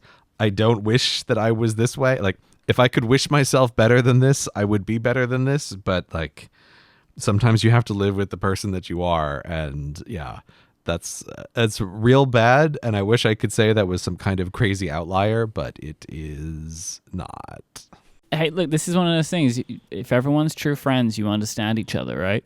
And like, Yes. people that are friends of you, they know that you're this way. And it's like, this is, we all work together and make each other better. So time management. Let's talk about time management.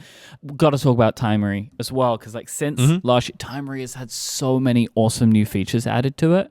A few things that I'm really loving about Timery. I'm loving using it on my Mac. Loving the menu bar app that I have running right now, and it's the way that I most frequently set timers now is from the menu bar. And like what I really love is there's a recent time entries in the menu bar, which is the way that I most frequently will start a timer. So I just go down to recent time entries, and it's usually I never saw that. The last week's worth of stuff is in here for me. If I want to do show prep, I usually go to recent time entries, and it doesn't take me very long to be like, oh, show prep for Cortex, and I'll hit it, and it will just start the timer. And you can also do some very basic things in there, like you can change the start time by 5 or 15 minutes. There's like an edit parameter stuff. This is a great menu bar app, and it's how I use Timery most now. But one of the other things that I love that Joe added to the app now is just like an auto-completing. So when you start a timer, you can have it, because again, I love working in text for these things. Can just drop your cursor into like a description field, which you can start typing. So I could start typing like COR for Cortex, and it will show me my recent timers for Cortex. It's an easy way to then just hit the one that I'm looking for as like an autocomplete and just hit enter. So that's really awesome. It got lock screen widgets, obviously, which we're using. The focus filter stuff that I mentioned is in there. And the live activities, which we haven't spoken about yet, but it's the new thing in iOS that works particularly good with the always-on display and the dynamic island on the 14 Pro. So now when I'm running a timer on my iPhone, it's just always ticking away, and I love it. I love this feature so much. I think that it's such a great addition for Timery. You're talking about loving it is called the live activity. That's the one on the bottom where it just shows you here's the name and here's the timer. Live activities and the dynamic island thing are the same thing. They're all live activities. Okay, so this is what I was wondering, because I was digging around when the new app came out, and I got the new phone with the dynamic island. I thought it was interesting, like everything in here is under one setting. I wonder if behind the scenes, Apple doesn't distinguish between the dynamic island and the live activity stuff, if it's all just the same. So I guess that sounds like that is the case. Okay, that's interesting. Everything that happens in the dynamic island is a part of the live activities API. Okay. So I should think about it the other way. Like Dynamic Island is a subset of live activities in a way. Okay. So it's one of the 2 or 3 places on your iPhone that you will see a current live activity. Right, because you can get it in the lock screen, you can get it in notifications, which are essentially the same thing, but there's 2 ways to get to it. And then it's also in the dynamic island. That makes sense. I was, as I could often be, I was like quick on the draw for emailing the developer and being like, hey, I want these as different settings. But the more I looked at it, I was like, maybe that's not his choice, right? Maybe this is the way Apple's just done it behind the scenes. I have to get used to it a little bit. I don't love having the big live activity thing on my lock screen with the always on display. The always on display is interesting. I think it's a bit of a double-edged sword. I mostly like it, but there are clearly cases where I don't, and this is kind of one of them. But it is why, like you were mentioning the little menu bar for Timery, and that to me is killer. Like I absolutely love that. And I don't use it, but I love just having that it can show the icon in the color of whatever timer you're running. And I also just turn off the time display. Like I don't want to see how much time has passed, but it's great while I'm working to just have a quick visual indicator that like, yes, the correct timer is running right now. I absolutely love that.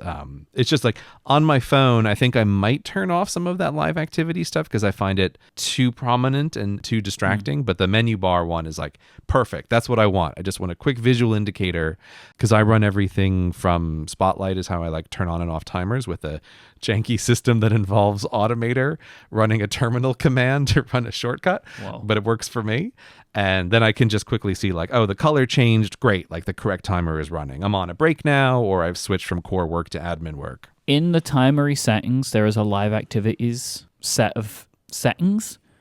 And there are some options like showing the duration you can turn off. So it would still show that there's a timer running. But yeah, those systems are very interlinked with each other. The always on live activity and the dynamic island. You kind of can't choose one or the other. You have to just choose if you want to run live activities at all. Yeah, and that's why I ended up not like having a request about, hey, can we change this? Because I thought, this probably does make sense that Apple wants to just consider the concept of there's something happening now, and we will choose how it's displayed depending on what the user is doing on their phone. These are not separate systems. Yeah. I think it's great for people that it exists. And it is, when I run timers on the phone, weirdly satisfying on that little island on the top to see the little timer pop up and like the whole shortcut system work. Like it's really good. And I like that visual confirmation of like, yes, the timer went through. It's running right now. You can see that there's a little circle at the top.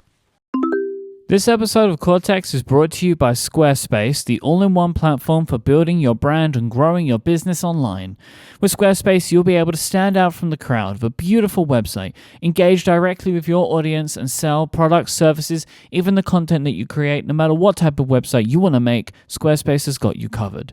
It's super simple to get started, and I love how easy it is to customize their beautiful templates. You just choose the one that you're looking for by browsing their categories to match the business or type of website you want to make to give you that perfect starting place. You can customize everything in just a few clicks. You can choose the fonts, the colors, and the layout that really fit what you want to put online. And I absolutely adore how simple this is to get started and build the website that you want in no time at all. You can then, if you want to take it a little bit further, you can get stuck into some of their other tools that they have, because really Squarespace has everything, like SEO tools. So you can use their suite of integrated features and useful guides to maximize prominence among search results. You can stand out in any inbox of a Squarespace email campaign, so you can encourage your visitors to sign up as email subscribers and start them on the journey to becoming loyal customers. Just start with an email template and customize it by applying your brand ingredients like site colors and logo. Plus, built-in analytics measure the impact of every send that you put out. And whether you sell physical or digital goods, Squarespace has all of the tools that you need to start selling online in your own online store.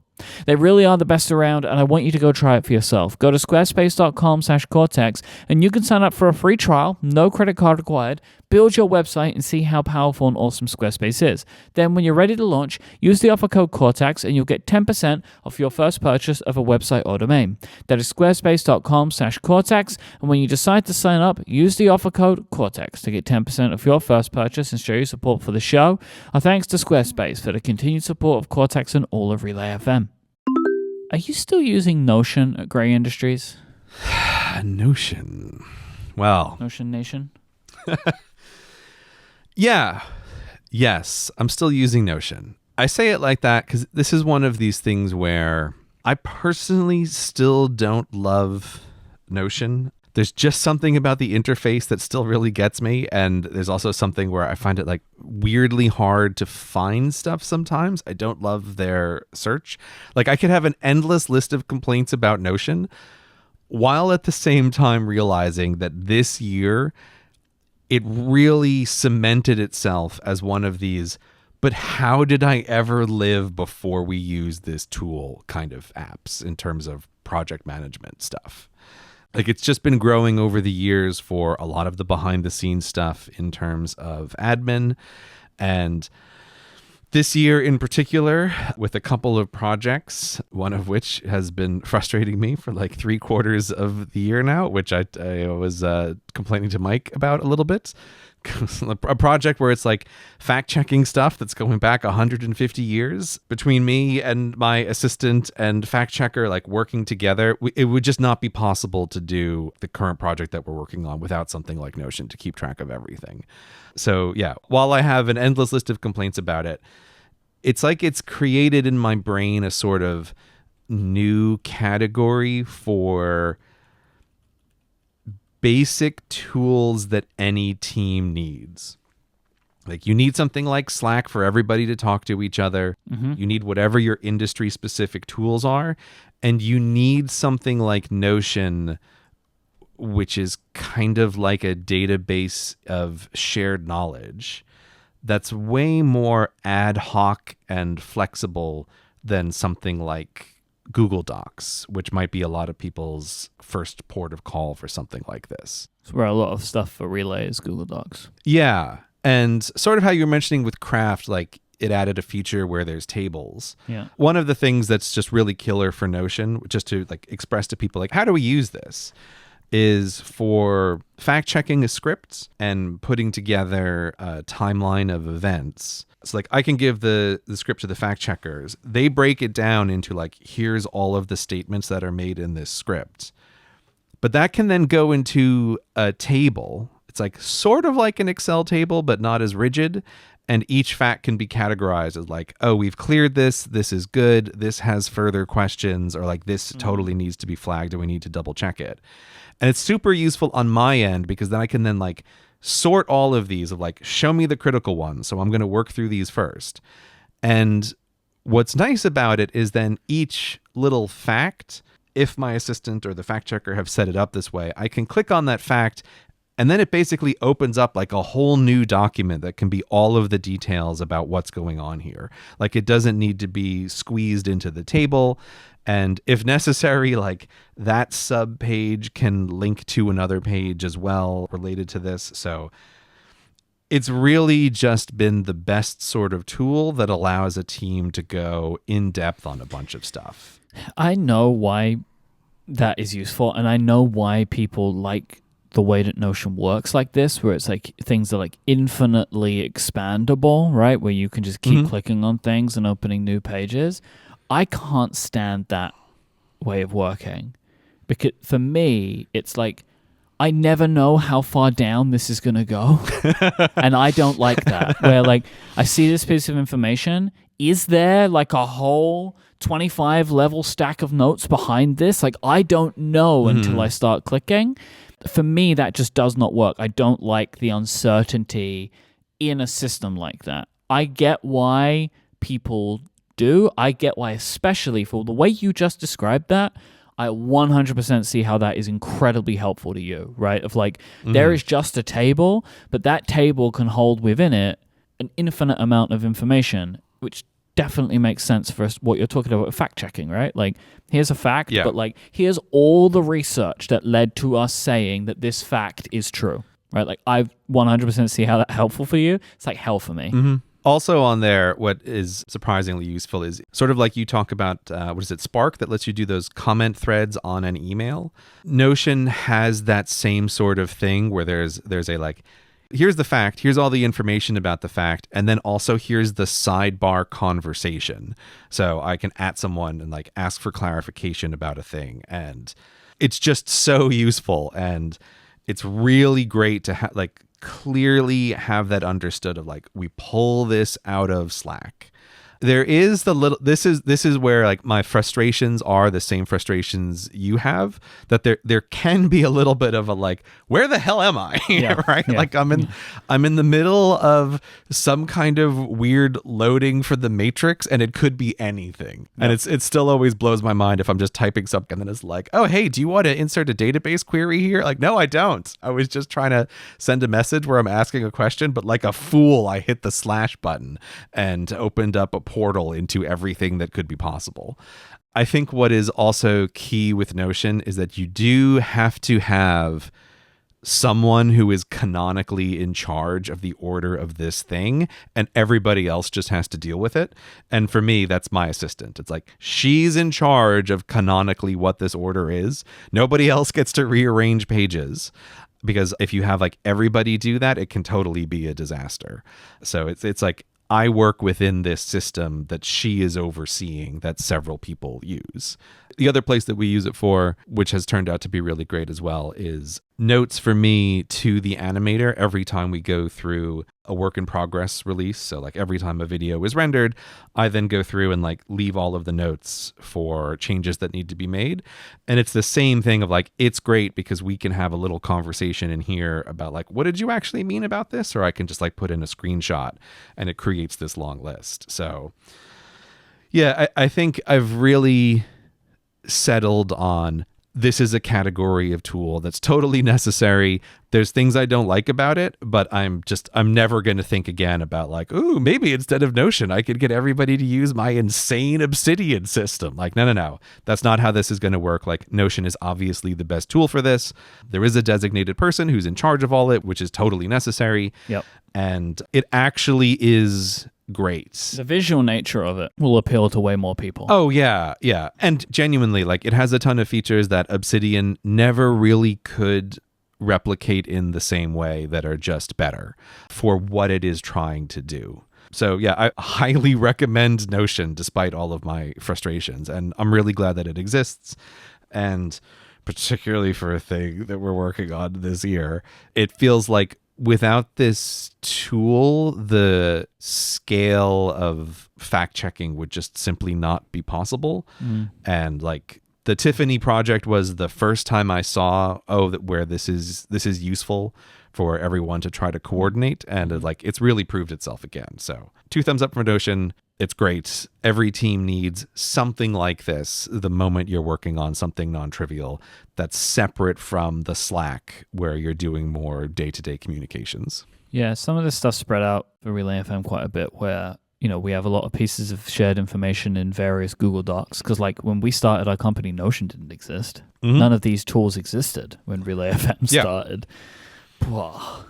As we record today, actually, which is the 10th of November, I've been self-employed for 8 years. Oh, wow. Congratulations. It's my anniversary of being self-employed. Happy anniversary. Thank you so much. We have still been using Airtable for some sales stuff, but I'm not sure it's long for this world for us. We keep outgrowing these systems, and Carrie, our VP of sales, has been trying to sell me on a new one that she wants to use. So we're going to try that out for a little bit. So I might talk about that next year. This stuff is so particular to the people that use it, and it's just, it's not scaling with us in ways that we want it to. But we continue to use and have used forever Google Sheets as a really good way of keeping revenue stuff, how much money is going through the company on a monthly basis. And it's just easy to do calculations and share them with a bunch of people. And it's rock solid, works everywhere. We've used Google Sheets since the inception of the company, and outside of us building our own tools completely, I can't imagine moving away from Google Sheets. But that is a secondary thing that we've been thinking about. We have some a web app for tracking advertising stuff, which we've been building onto, and it is a possibility that in the future we build enough functionality into that we get rid of all of these sales tools and we just use that one, because then it just works exactly the way that we want it to. But we'll see. But for now, you're tracking all that stuff in Google Sheets. Is that what you're saying? Mostly Google Sheets, yeah. And it also runs as a secondary backup to our own tools. So we have somewhere to check that information against. So I'll give you some examples. So when we have a contract, we have 2 Google Sheets that we book it into. One, which is here's how much that contract is worth on a monthly basis, broken down. And then on a second Google Sheet, which is a kind of a calendar of all of our shows, we book in spots, right? For these are the sponsor spots, they go into that calendar, right? We then have other systems that refer to this information. So we have our own sales system where all of our hosts get their ad copy and they see where the ads are booked. That is based on that original Google Sheet, which has all of the month-by-month breakdown, right? So we have a contract, the contract information goes here, and then it is replicated somewhere else. So we then have these 3 places of information, which allows for making sure there are no mistakes, because we can check against all of this stuff. We also have FreshBooks, where we send our invoices from. FreshBooks is also pulling from 2 places. So when we send out an invoice, we're checking against our own sales tool and against the Google Sheet, which has got the monthly listing of all of the ad spots. So the value of them all. So every time something's going into a system, there's 2 other places that it can be checked from. And we do this as a way to make sure things aren't getting missed and that calculations are correct and that everyone's got the ads that they need. And so there's always these 3 things. So that's my concern of if we built our own tools, that's removing one of the 3. But we'll see. It's how we've worked forever. And so now we're kind of it's got this church and state separation vibe to it. The information lives in multiple places, which means that if there's a mistake made, we can find the truth, which is very valuable. Right. So if an ad spot is missed or booked somewhere wrong or the value is incorrect, the fact that we have multiple places where this information exists means we can find the answer. and we always do. I feel like I'll take your word that works for Relay, which it obviously does. I just always feel like, in general, information being redundant in multiple places is a bad sign. Like, that's not how things should work. But I know. like, I've never. I know as I say it, people are like, you're just duplicating work. But what I do know is I've had problems that I've fixed that I don't know how I would fix if we didn't have that information in one other place. Well, I mean, like, wouldn't you use GitHub, right? And it will, after people have pushed to commit the tree, you can go back and see where things went wrong. So you'd use Git. Yeah. You can see the rings of the tree. I think that's how that works. So talking about like team stuff, I need to talk about my email app. Okay. So I use Spark. I use Spark as my email app because of its team sharing functionality. Spark recently unveiled a big overhaul of the app. Uh-oh. The biggest changes are on the desktop app. They have a new desktop app. So their old app, Spark 2, still exists, but they got Spark 3. But when a service does something like this, I want to try out the new one immediately because it's going to change stuff. And plus, even though the new app only exists on the Mac, they've made changes to the old app, which they need to make so it works with the new app. So the phone, while the phone app looks the same, it operates in some slightly different ways. They've added a bunch of features. Some, I've been using it since it came out. It's like a month or so ago now. Some I've gotten used to and are good, but some are bad, and are bad in like fundamental ways of like, this isn't badly architected. I think your whole idea is poor. So let me tell you some good stuff that they added, right? 2 things that I really like. They are doing automatic categorization of email. So like newsletters, notifications, and people. It's pretty good at like when an email comes in of putting it into one of these 3 categories. And what I like about this is it is doing it for all of my email accounts that I have in the app, right? It's not doing them per account or whatever like that. And it's relatively simple to move one to the other. Easier on the Mac than it is on the phone to do this right now, but it's possible to do. They're also doing blocking of senders. So someone sends me an email and I can block them, and or I can block the entire domain from emailing me again. This is very good at dealing with some of the issues that I've spoken about in the past of like the PR emails that I get. Right. So now I no longer see the, hey, just checking in on this a week later because that person is now blocked and I don't see them anymore. So they're the good. Now we get to the bad. This is one that I think you will find as frustrating as me. You no longer archive an email. Uh-oh. You done an email. What? What does that mean? So you mark an email as done. Okay. And it goes to the done folder. And then if you want to put an email back in your inbox, you mark it as not done. How is this different from archive versus inbox? Oh, it isn't. Oh, it's just a new metaphor for no reason? Yeah, for some reason, Spark feel like they need to change this word. They're like branding the concept of archiving a message. Yeah. That feels a little bit like what so it is. So you mark an email as done or not done. And then they actually now have changed the done section to say archive, but it's got the tick next to it that the rest of the app has. So like they haven't even fully committed anymore to their whole idea of done and not done. What? Okay, that I don't like. A lot of my issues with the app is that they have this like opinion about how I should be doing my email.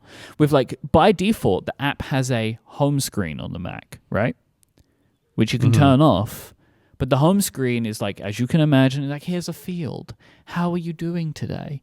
And by default, they want you to only have access to your inbox a couple of times a day.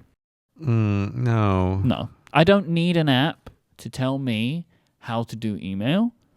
I will tell the app how I want to do my email, right? Like, you don't need to save me from email. It is what it is. Like, I don't need you to impose your ideas on me. Like, this kind of stuff I find so frustrating, where, like, people always talk about opinionated software. This is something we do not need to have an opinion about, email, right? Like, it is set. The ways we use it are set. You are not going to change it. Slack couldn't. You're not going to either, right? Like, this is not going to sell more subscriptions for you. Like, this is their thing. They've now moved, like, the app is fully subscription. I've been paying for the team functionality for a long time. Now they've moved to a subscription model, which is fine, I think, right? But like they have rushed out, I think, a new version of their application to change their business model to subscription, because like the Mac app especially is janky in a ton of ways. As of recording now, there is no column view. Everything is all in one window. So you want to look at an email, right? So I was like, wait, how would you? Oh no, that's awful. So it's like the Photos app. Like you click on an email and then now it's full. And if you want to reply to the email, it like pops up in a tiny little box in the bottom right hand corner.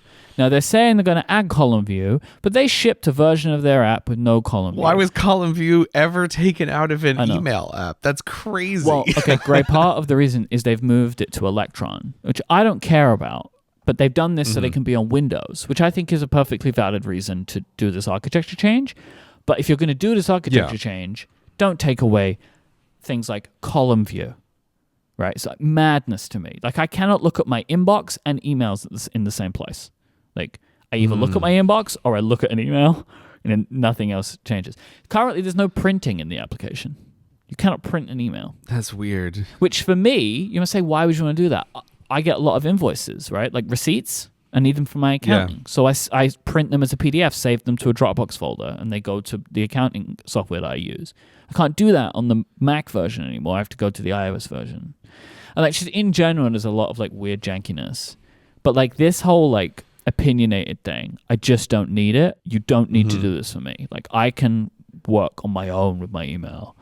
Like I've been using it for a long enough time, and like I started looking at some other apps, and I've learned to live with the weirdness of it, and they have been making changes. Like when it shipped, it had no dark mode, but they've added the dark mode in. I think that they're making some mistakes about trying to tell me how I should use email, and I just find this whole idea of like done rather than archive to just be kind of insulting in a way. You're not having a big grand vision here. You're just changing a word, and it's completely pointless when the effect is the same.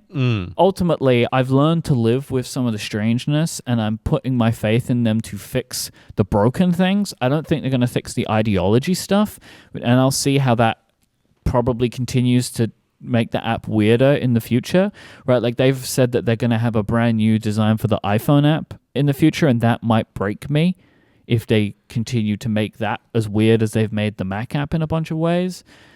But what keeps me here is how good the team sharing is. I don't know what my future is for email, but Spark has like gone from this stasis for me to a question mark now, because I think that they might be starting to go in a direction that does not align for me, which is I use your app as a team-focused email communication tool.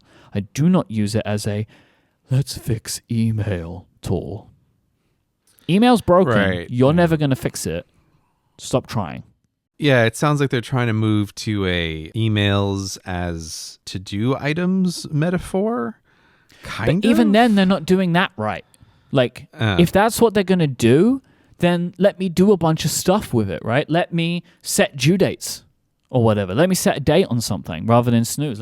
Why not? Let me rearrange them like I could in Mailbox, which is something I'll ask for forever. Like, if you're going to go down that route, like, make it work more like a to-do app. But they're not doing any of that.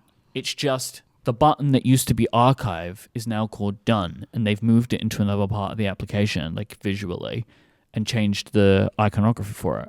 It's very frustrating when something that's core and is perfectly fine does a major change. Like, I think we all know the dread when you see an app you use be like, "Hey, we've done a major redesign." Like, oh no, why is this almost always worse? This is so much rarely better. At this point, like, if I wasn't using the team stuff, I would have moved to Apple's Mail app just so I could have some consistency in my life. Right. Well, I was going to ask, like, what's your fallback if you have to move out of this? Because like that team stuff has seemed really critical to your workflow for years. So I'm wondering, like, what even is the next option? There are other apps that exist. I use an app called Missive for a couple of days, and it's just got its own set of things that I really don't like. One of the biggest ones for me is the notifications. I like that if I get an email notification, I can archive the email from the notification. You can't do that in Missive. They just haven't added that functionality, which is not a big thing, but it's something that I do a lot, and that bugged me. There's a lot of little things in the application which were like, this isn't the way that I do them. Maybe I could get used to it, but I don't know. So that one lives out there as like here's another one that is come recommended from people of like, this is an app that does like team communication stuff. I mean, honestly, if Spark like goes away, then I'm going to have to redo the way that I work with email completely. And I don't know what that's going to be yet. Probably going to have to go back to working in the really inefficient way of referencing emails in Slack chats. Oof. Which I really don't want to do. That feels like barbaric compared to what you were doing. Yeah, that feels awful. So I don't really know what I will do, and it's why I will hang on for way longer than I would normally to Spark. Like I said, if I was a Spark user without any of the team stuff, this change that they made, I would have left. Because it's just like, I just don't like the direction the app is going in, and that's never a good feeling. Because I'm also getting, at the moment, this sense of desperation for a business model change, and that also never feels good. Because I feel like they shipped this version of the app sooner than they should have, and I feel like they only shipped it so they could have subscriptions for everyone, and that makes me nervous because they didn't wait until the app was ready to ship it and change their business model. Oh, so you're right. Okay, so what? You're worried there's like just like purely a revenue problem is the reason that they shipped too soon. Uh-huh. Right. They have a brand new version of the app only on one platform, right? That is where strange. They're saying it's coming strange. to every platform. And they've made architectural changes to the other apps so they work together with the new version. And the new version is missing a bunch of really simple features. And they're also keeping the old Mac app around because they know this. But they did this so they could say, here's our new subscription pricing for the app. So that whole thing makes me nervous, as well as the fact of like, I just don't agree with some of the decisions that they're making. So I'm just going to stick around for now, but I feel like now, compared to every other year, I'm like, maybe I've got one foot out the door here, but I don't know where that's to. This episode of Cortex is brought to you by Fitbod. Fitbod is the app that is going to learn about you, your goals, your training ability, and craft a personalized exercise plan to meet your needs. They have a fantastic app that makes it so easy to learn how to perform all of their exercises. No matter how often you're working out, Fitbod will make sure that they track your muscle recovery. They make sure that the plan that they develop for you, which is available in their awesome app, is balanced with a variety of exercises. You're never going to be overworking anything. You're never going to be underworking anything. Fitbod knows how to get it done. They have HD video tutorials. They're shot from multiple angles. They're going to make sure that learning every single exercise is a breeze for you. They integrate with Apple Watch, Wear OS smartwatch, apps like Strava, Fitbit, and Apple Health. I was thinking about this the other day as I was actually working out at the time, how much Fitbod has really changed my life in the last year, because it set me on a path to understanding more about what I value in fitness. And what I learned is, it's exactly what I talk about in every single one of these ads, is that you don't want to have to compete with other people for personal fitness. It should be something that is unique to you. That is when it becomes something you'll focus on, and I know that was what made the difference for me. Also, having the availability to do this whenever I want, whenever I need, because balancing everything going on in our lives can make this stuff difficult to make a priority. That's why it's so good that Fitbod is available whenever you are inside of their fantastic app.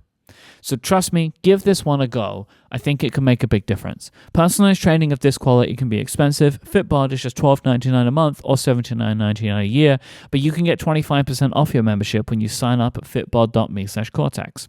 So go now and get your customized fitness plan in the awesome Fitbod app at fitbod.me/Cortex, and you'll get 25% off your membership. fitbod.me/Cortex for 25% off. Our thanks to Fitbod for their support of this show and Relay FM. I totally feel your pain with all that Spark stuff, because under the writing apps category, I went through this same journey with Ulysses and Obsidian. The timeline here is, I think it was like 2 years ago, Ulysses did the same thing where they came out with like, oh, we have a whole new UI redesign for our sidebar. And it was just, I don't need to go over it, but it was just the same sort of thing. Like, it was insane. Who is this for? Like, I can't imagine the user this is better for. And it was really frustrating. The previous year, then, I was half using Ulysses and half using Obsidian, trying to see what is going to work for me. And this is the year where I actually went through all of my Ulysses archive and like moved everything over to Obsidian. So now like this transition is complete. I have absolutely nothing left in Ulysses, none of the old projects I've been working on. It's all been moved into Obsidian, and I'm really happy with that as a system, like as heartbreaking as it was to have to switch from an app that I really liked. The new one is much better, and I'm so happy with like actually now having everything in Obsidian. And it is one of these apps where the more you can completely have everything in it, the more value it gets. It's like a network effect for itself of being able to reference all of your other little notes or quickly connect different scripts in different projects. So yeah, there's a way in which like now having everything in Obsidian, I really like it because I can do things like have an overview of like, let me pull out everything that I've ever written that might potentially be a script on any topic and say, sort by size, which tells me like how much have I written about any of these individual topics. Like it's really nice to be able to go through that and then filter through projects and say like, okay, this one is definitely dead, it's never going to happen, or like, oh, this is intriguing, I've been adding more to this over the years than I thought I have, like this note on this topic is slowly getting bigger and bigger. And one of the key things that I realized this year about using Obsidian that has also just totally locked it in has to do with what I was discussing about with OmniFocus at the start. Over the years, one of the like constant frustrations with OmniFocus as a to-do app for me was trying to put in all of the little things that relate to writing a script. When I'm working on a project, there can easily come up like 10 little things while I'm writing a script where you go like, oh, I need to just like double check that part over here, or go like, what was that number? Like, how many of these things were there really? Or, oh, I need to order the book for this thing and then read it. Or like this section needs to wait until I've read this other thing over here. There's just a lot of these little things, and for whatever reason, it just never worked in OmniFocus to do this. It always felt like it was like a little bit too disjointed when I'm writing. That was also always too fluid. Like those to-dos could come and go very easily, where it's not that the to-do was ever completed in a sense, but I just instantly realized while writing, oh, actually, I don't ever need to do that because I've just cut this whole paragraph. And so these three little like check these things in here, they've just disappeared. And trying to go back into OmniFocus and like, what were those three? Because they're disconnected from the actual paragraph. It was always just like a frustration point. I never really had a good way to handle that. But now in Obsidian, that is totally a solved problem. And for anyone who knows the words that I'm about to say, I have returned to kind of the dream of the thing that got me through college, which was org mode on Emacs. But basically, with Obsidian now, there's a little system where when I'm typing, if something comes up in a sentence that is basically like a little to-do, there's a writer's trick, which is writers have always typed like TKK, which is a little set of letters that just doesn't pop up often in the English language. And so writers have like, as long as there have been writers using typewriters, have used this as a trick to like, oh, here's a thing that I need to go back. But what's great in Obsidian is when I do TKK, I have the computer automatically replace that with the little formatting for a footnote. And in the footnote, I can type whatever the to-do item is for like, this is the thing that I need to check. And then Obsidian has a way where I can search across all of my notes in the entire system for everything that is formatted like a footnote, and it puts it in a little list in the sidebar. So it acts like a pseudo to-do list of here's all of the things. And I can also sort them by like most recently typed, which basically brings them up in terms of like what projects are you actively working on, not every single thing in the whole system. And it's really easy then to work with to-dos that I'm adding in line in the script itself. And it's like fantastic. Like, this is the solution to the biggest to-do problem that I have had for years. And no other writing app has ever been able to perform both of these parts, which is have a way to enter something that is like a to-do, but also have a way to search across multiple projects in a really coherent way so that it's easy to like burn through a bunch of these things. And what is just so fantastic about this is one of the things I've been really working on this year is trying to be really aware of work that I can kick to my couch self, who later in the evening is going to be sitting on the couch and like is in a very low energy mode, but he can do some stuff that's still useful work. And so this is one of these ways where it's really great. Like, oh, I can type with the script. I can like throw in a like, hey, double check that number. Or one of the ones recently is like, I need a spreadsheet that tells me exactly how big a subset of the states in the United States are, minus their lakes, but not all of the states. And it's like, that's a perfect kind of task to do on the couch because it's totally brainless. It's just like, hey, put together this little thing, look up a bunch of numbers, copy and paste some stuff. But like that kind of thing, putting it in OmniFocus, it would never have made sense because depending on if that paragraph just got like blown away, like then that to-do goes away as well. So it's really nice. Like I can be working in the morning, like I'm trying to focus mainly on the words and the story and the overall flow of the script. I can throw in these little to-do items, and then in the evening, when I'm being much lazier but still feeling like I can do some useful work, I can quickly pull up a list of all of these things while they're in line and try to knock out like the easy ones that I can do, like while my wife is watching a movie and I'm just sitting there. Having those to-dos right in the script where they are is killer, because even when I'm in this kind of low power mode, I'll often adjust the wording of a paragraph based on however that little to-do turned out. So like that's also why it's really critical to have those items in line. Like, here is the paragraph that it's related to.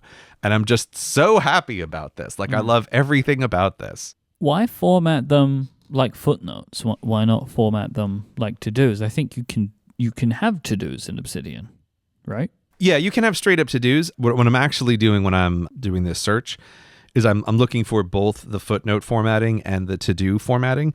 The reason I'm doing it as the footnote formatting is that when I export the script as a PDF to either give to fact checkers or give to the animator, I can like strip out all the footnotes because like that stuff is mostly just for me. So it's like a formatting issue of I want to be able to give this to someone without necessarily having the footnotes in there. Right. And it also just like, it sort of is much nicer to work with the way Obsidian happens to be formatted. Okay. In theory, I could totally do it as actual to-do items. It's just while writing, it kind of works nicer to have them be pseudo footnotes. Okay. So they're functioning mostly the same for you, but it's just a way it's presented you prefer. Yeah, it's 80% like a presentation format. For each script that ends up being a major project, like if we take the Runways video that went up, what's really great in Obsidian is it can also now, like I've got this system just like totally solid of there is the script, and I also have a little project file which links to the script, but the project file also links to like my personal research on this, and it links to a little file that I call like Scratch, where I put paragraphs that I haven't deleted them, like maybe I'll bring them back, but I think they're just out of the script for now, so like I can copy and paste them over there. And it's just really nice to be able in Obsidian to look at the sort of project file, which is an overview of everything that you want to do, the research, the scripts, like stuff that you've sort of deleted, but maybe not entirely all at once. And I will sometimes add little to-dos in the project file as well. And then I do use the regular to-do formatting.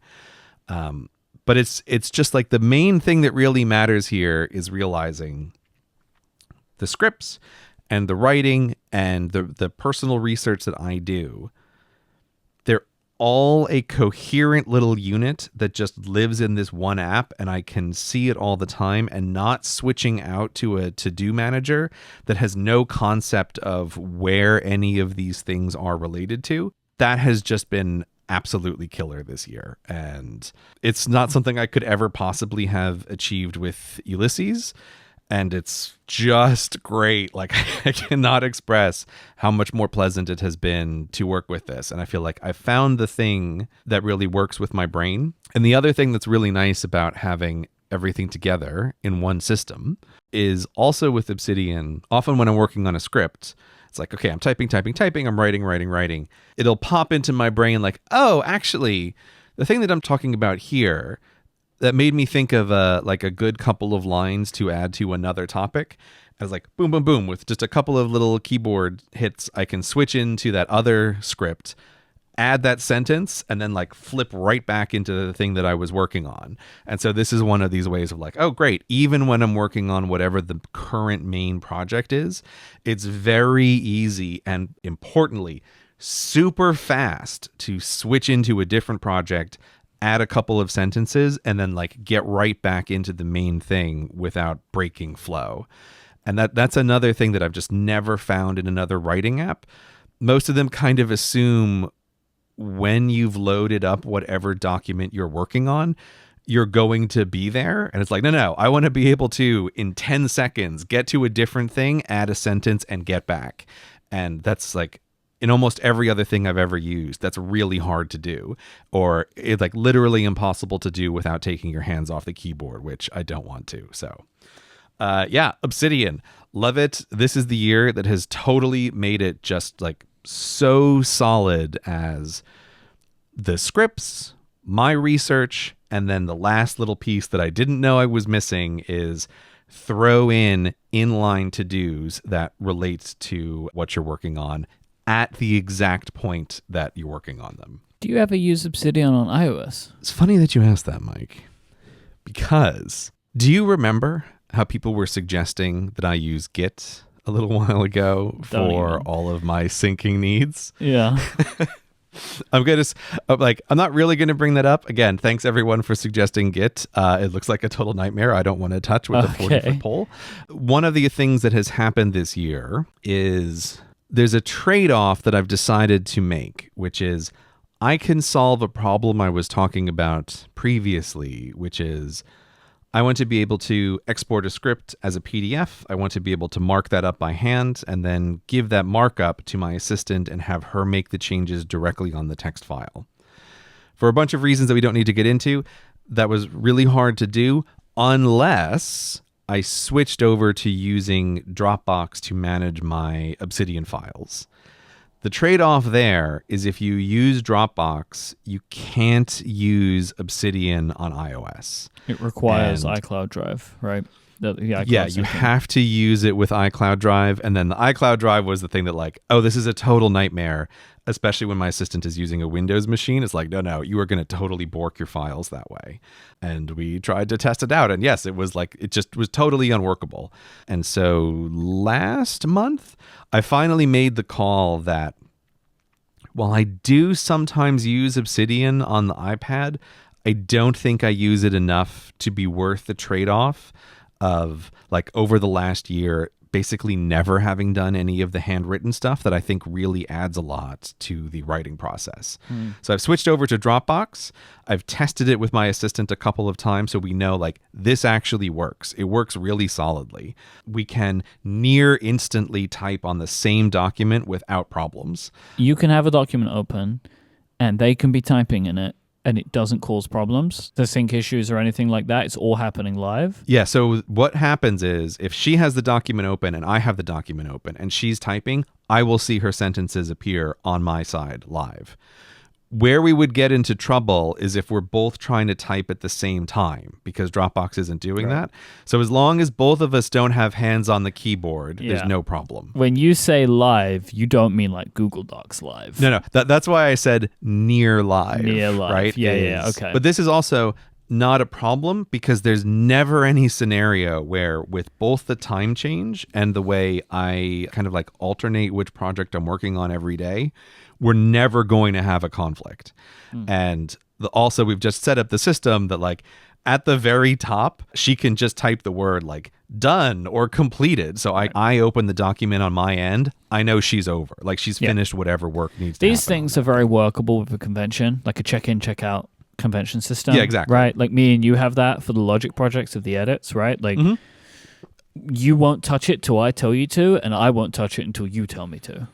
It's very simple. Yeah, exactly. Right? Like it just takes a message of like, I'm done, the edit's yours, and then you'll say, I'm done, the edit's yours. And in between those times, neither of us are going to open the logic project. Just don't touch it. Like you just don't need to touch it. Don't touch it. Yeah.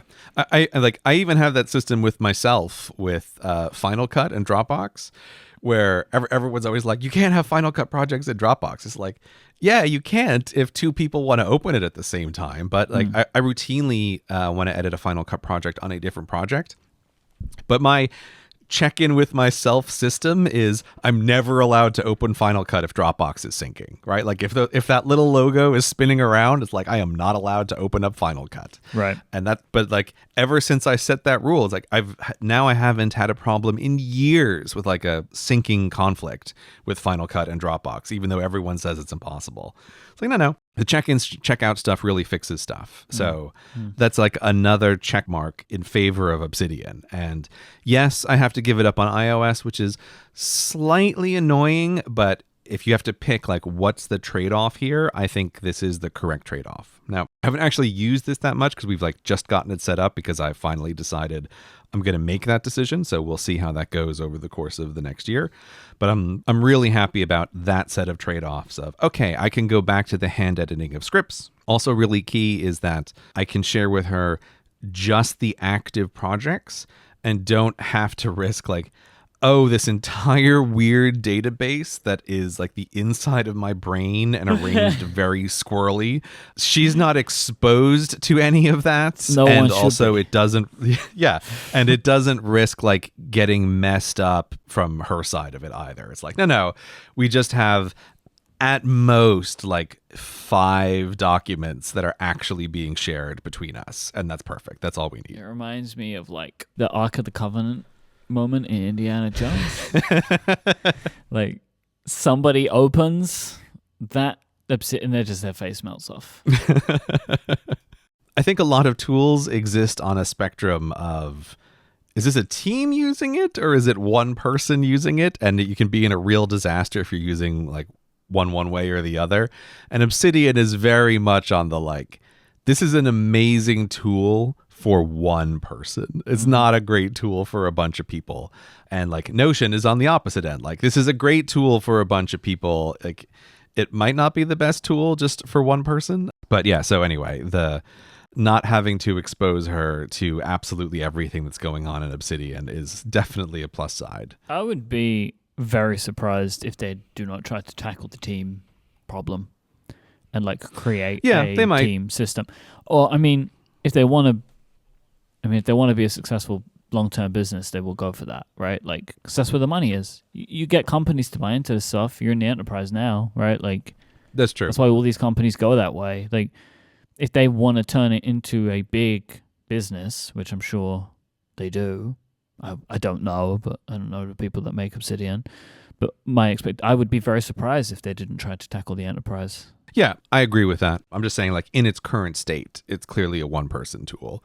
I just want to mention a couple of little add-ons to Obsidian, if anyone wants to try it as my, like, top recommended ones. So Obsidian also has this whole complicated system of, like, plugins that you can add, which change the fundamental way that it works. And for me, like, my top 4 recommended ones are, if you're a writer, you can enable typewriter mode. So there's a plugin that lets you keep the cursor in the center so that the text scrolls up when you press the down arrow key and vice versa, which is just really nice to visually keep the text in the middle. And also so you can see what's before whatever you're writing and what's after whatever you're writing always. So I really like that. There's a plugin which is called Advanced Tables, which allows you to just have slightly more complicated tables than the default and also keeps those tables really tidy.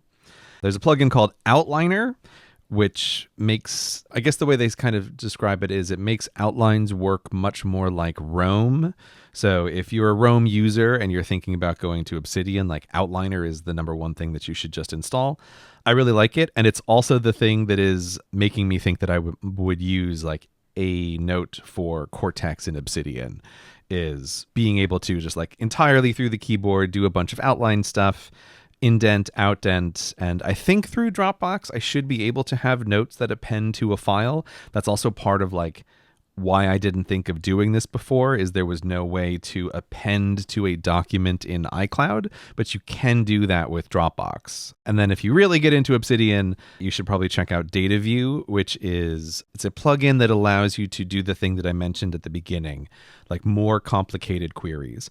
Show me all of the documents I have tagged with script, sorted by file size or sorted by last modified. Or, show me all of the ideas that I haven't marked as dead that are also non-zero file sizes, like this kind of thing. It allows you to do much more complicated queries. So those are the things that if you're going to use Obsidian, I would probably recommend installing them. They make it significantly more helpful. And also my favorite theme is still the 80s neon theme, which is just awesome and makes me feel like I'm a cool hacker every time I'm working on a project. Also in this category, since this is sort of like writing and research, because I don't know where else to mention it, I'm just going to mention Safari and Safari's tab groups as a thank you to the team who has made this. Like, man, tab groups have become absolutely vital over the last year for all projects. Like, I love them so much. And I was trying to, I can't find numbers for these things, but I have some research projects where the tab groups are insanely long. Like, I'm looking at one for what is my current project, and there have to be 100 tabs at least open for one of several projects that I have. I just love them. The tab groups are great. The fact that they sync is also really good for this like splitting the workday kind of thing between when I'm on the couch and when I'm in my office, where when I'm in researching mode, I tend to like open up a ton of tabs and just like keep adding and adding and adding stuff. And then at the end of the day, when I'm on the couch, I try to do the reverse of like go through and just close out the tabs where you looked up something, but you don't need to have this currently open. And so it's a nice way in which a project kind of can be grown and trimmed every day by like adding tabs and removing tabs. And it just wouldn't be as easy to do without sync. Like if they just lived on one computer, it'd be extremely frustrating. But I will just say, the developers for Safari, I am begging you. I'm going to be down on my knees and I am begging you to let me have the option to open new links in a default tab group. It still just kills me. This is so annoying. It drives me mad. Okay, you're on my team with this now, because when it first came out, like people were fighting against this. They're like, "This is not how browsers work," and I'm just like, "This is insane!" Like it's as the thing that I keep thinking of is it's like if the developers for Notes were like, "Oh hey, all of your folders in Notes will sync with iCloud." But every time you make a new note, it's going to be saved in a local folder on that device that doesn't sync. Mm-hmm. And it's like, it's so frustrating. It kills me. And it ends up causing me to feel like a janitor who has to go around and on different devices constantly try to clear out whatever happened to get opened up locally on the device. I hate it so much. So please, if this isn't an option by the next state of the apps, I'm going to be so sad. Like, this may be across every piece of software I use, my absolute number one requested feature. Please, I have a tab group called Browsing. Let all new links open in the Browsing tab group and sync everywhere. I'm begging you, Safari developers. I am begging you. Let this be an option. It's so frustrating. So I want to add entertainment as a new category. And in trying to think about this, I didn't really have good recommendations that weren't also tied to hardware in some way. You know, if you talk about like entertainment, like I can tell you that what streaming services I use and what podcast apps I use, but to me, none of them were really like, here's something unique about this that you kind of is special to this app, because really it's the content more than the service or the app. But I wanted to recommend Sonos. The Sonos speakers? Yeah.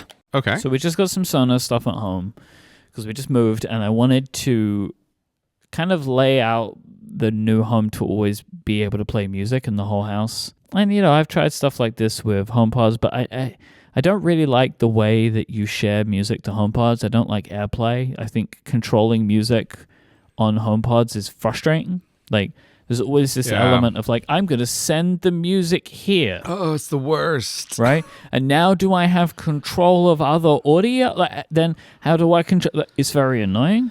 Yeah. And on the Thoroughly Considered podcast, Tom and Dan had Adam Nisagor on, and they were talking about the Sonos Move, I think it is. They have like a portable speaker, right? There's like a big one. They have like a small one, and they have like a big one. It's like a full speaker. It is the Move. And they were talking about that.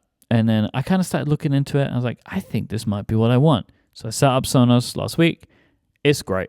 So I have a couple of speakers in the house at the moment. And the app is so smart in like a way that I can't believe they've been able to do it. So you can sign in the Sonos app to multiple music streaming services from multiple people. So in the Sonos app, I have connected my Apple Music account and Adina's Spotify account. And inside the application, you can choose the music you want to play from either of those services. It includes like all of the stuff that you've added to your service and the playlist that those services make. So like Adina's Spotify playlists are in there, my Apple Music playlists are in there. And it's very easy to control what's playing where. You could just choose in the app, like press a button to play it on this one, and then you can just with one tap of a button then play it on multiple speakers. You can group the speakers together. It is really good. It's very easy to control. And the UI of dealing with the music, searching for music, and it searches all of the systems that are connected at once, right? Like all of the services, I should say, that are connected. It searches all of them. It's really clever. And I think it's very smart, and it's integrated very well with Spotify. So like if you're just in the Spotify app, you could just press a button and it will start like just immediately playing the music on the Sonos. I could just press one button. And with Apple Music, I can control it in the same clunky way I can control HomePods if I want to, right? Like it has AirPlay support. You can do all of that. It also has like its own voice assistant built into it, which is good for like starting and stopping music if you want to do that. So here's a fun thing. The voice that they have used, like all of these assistants have a voice, right, where it talks back to you. Mm-hmm. Giancarlo Esposito is the voice. You may know him as one of the villains of Breaking Bad, one of the villains of Mandalorian.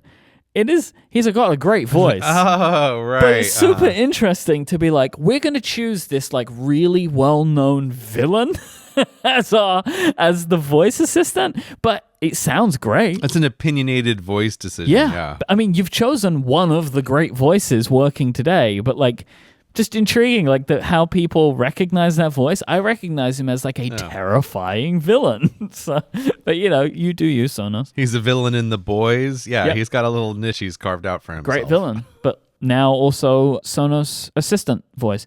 But yeah, I'm very happy with this purchase, and also like because we haven't got all of our stuff set up, I haven't unboxed our HomePods yet. But I can also attach the audio from my Apple TV to the Sonos too.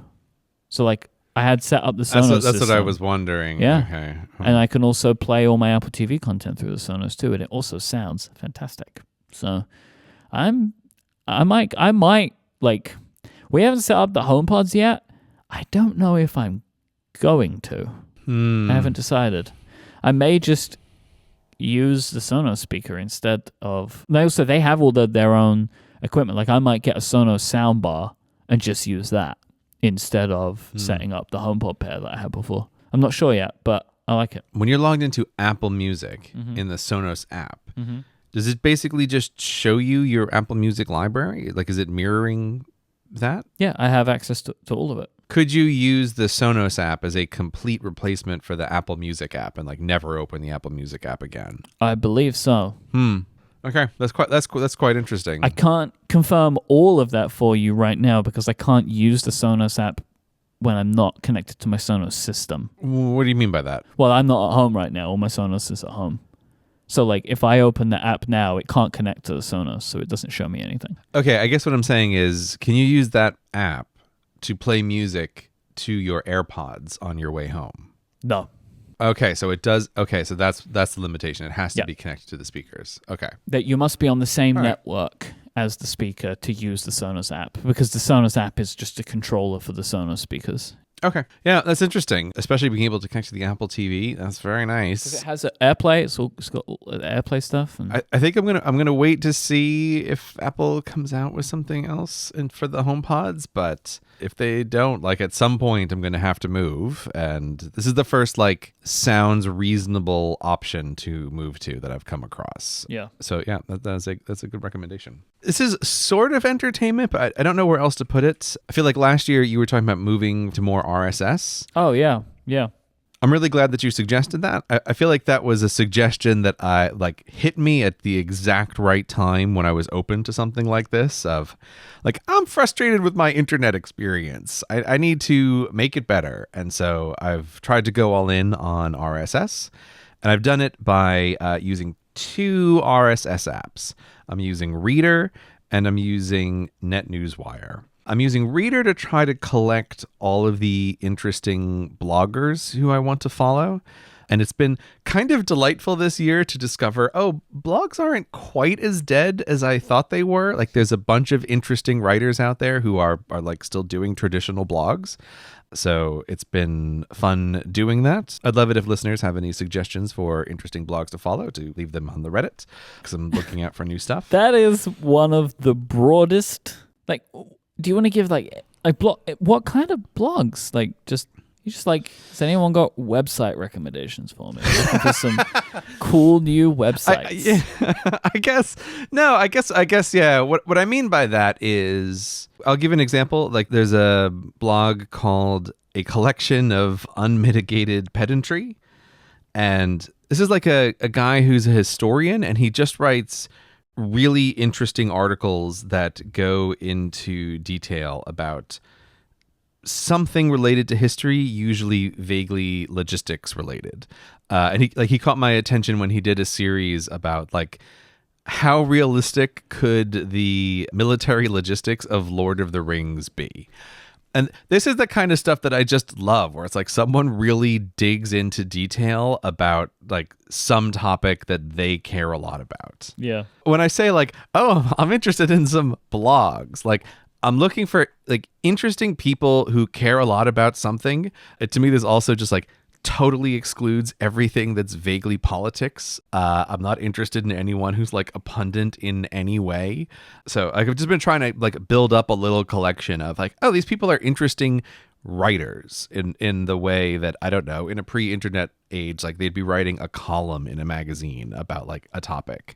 But I put this into entertainment because I've really tried to train myself over the past year of when you have that moment of like, I'm going to go on the internet. It's like, no, don't do that. Open Reader and see what is in here since the last time, and like go through the interesting people that you found on the internet to read their stuff. And like that should be the default starting place. But what has also been great is the reason I'm using 2 RSS readers is I'm also using NetNewsWire to track all of what would be my YouTube subscriptions. So this is the same thing where I'm trying to train a behavior, which is, hey, when you want to like watch something, don't go to youtube.com and let the algorithm do its like, here's the 8 things that we think are going to be most engaging to you. It's like, no. It's the same thing here. Who do you think make interesting videos? And just subscribe to them and then see when they have something new. And I'm just really liking this as the separate experience. So this is what I've been doing in terms of like default reading entertainment for the internet and default video entertainment for the internet. Use 2 RSS readers and just like open them up, intentionally subscribe to something, intentionally read and watch something. Use much less of the like hey, an algorithm thought you might be interested in this article or this video. And it's definitely improved my internet experience. So RSS, it's the new old hotness. Thanks, Myke. Anytime, man. Anytime. Do you have anything else you want to mention in entertainment? I don't think so. I think I'm good with Sonos. I think that's my one good pick. All right, then let me just give 3 video game recommendations for this entertainment section. I didn't know we were video game recommending. I mean, now we're in a different world, but go on. No, that's entertainment. Where else would video games go if they were not entertainment? Sure. The 2 are going to be super quick. This is no surprise. I feel sort of dumb mentioning it, but I am going to say it again. Magic the Gathering. There's a Magic the Gathering arena. It's fucking amazing. Like, I was just thinking about it today. Like, people complain about it forever. If you've listened to me for this long, if you've made it this far in our State of the Apps episode, you may be a person who would like Magic the Gathering. And it's still kind of amazing to me that the online version is as good as it is. I think there's tons of stuff that's just like better in the online version. And so, yeah, it's just like I've spent a huge amount of time on it this year. Haven't regretted a minute spent. Love it.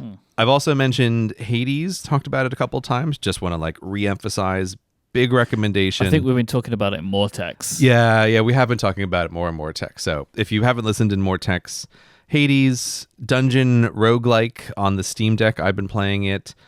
So much better than it has any right to be. Just like highly, highly recommend. One of the best games in the past many years.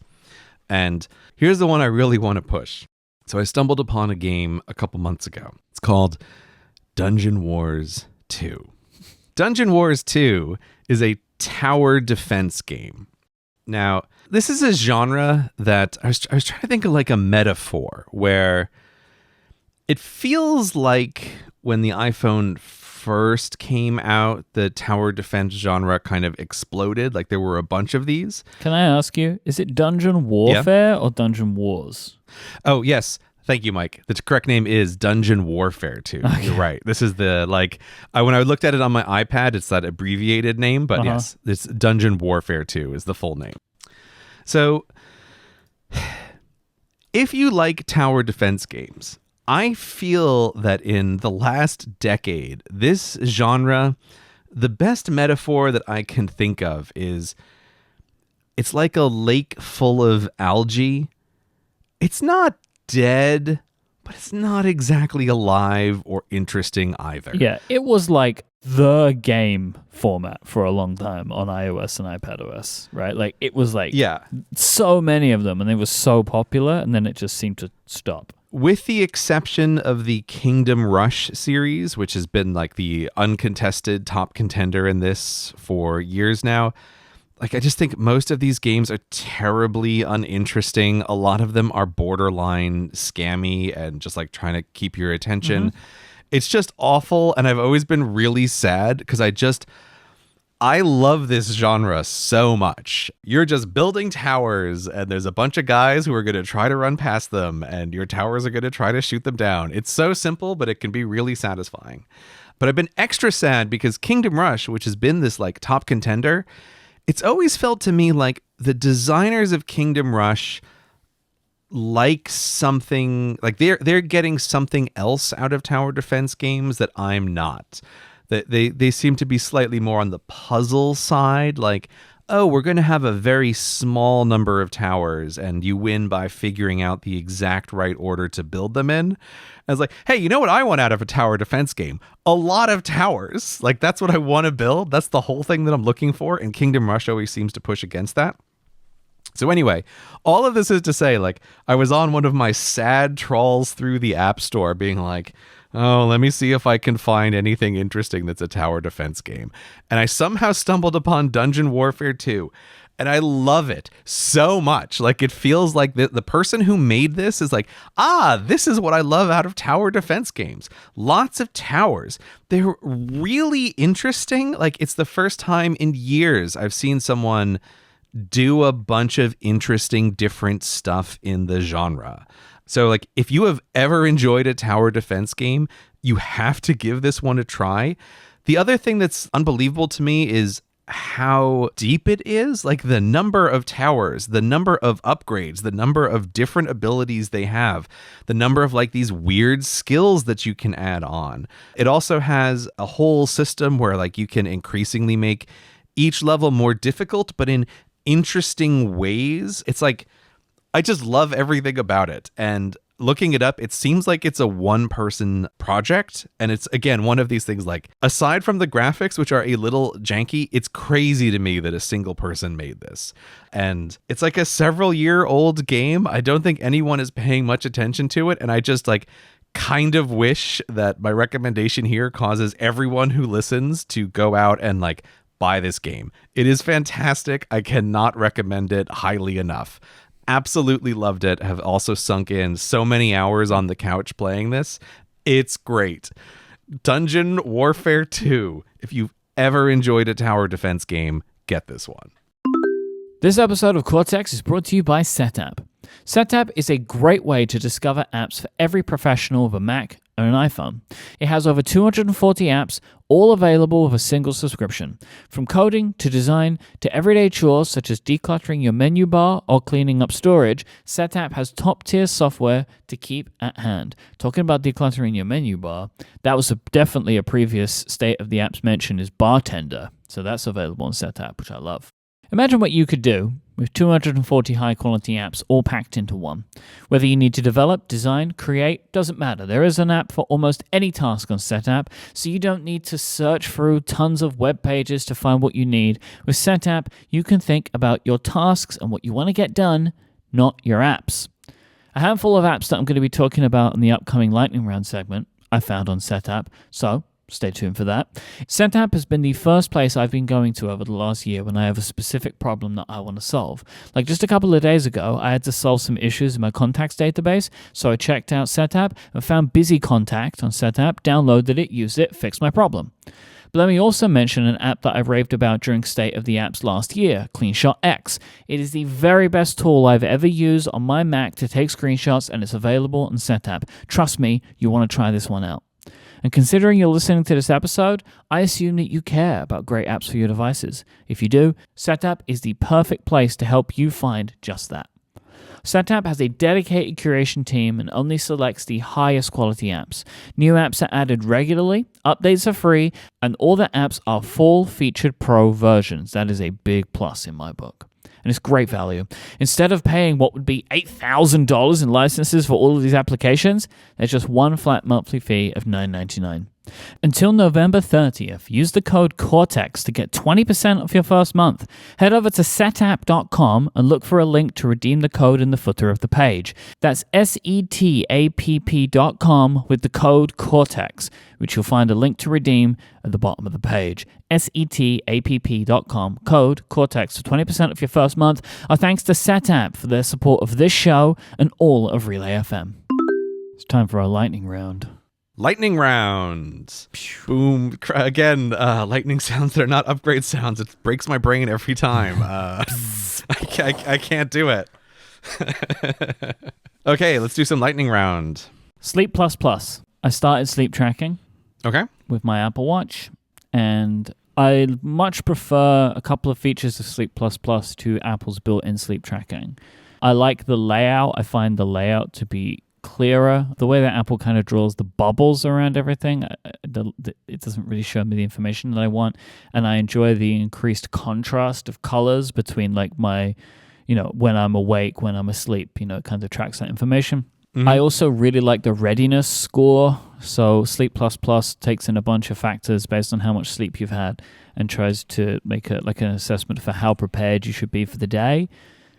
I just like this information. Like it's like a fun little thing, and in the morning I might check it. And I have been making some decisions recently about maybe some of the things that I might get up to in the day, or being more forgiving of myself if I'm not so effective, if I realize that I did not get good sleep the night before. So I've been enjoying that. I was wondering what kind of impact sleep tracking would have on my life, and I think so far it's actually had a pretty good one, if just in the fact that like, if I've had a bad night's sleep, then maybe I will be easier on myself the next day. I'm going to recommend Tally.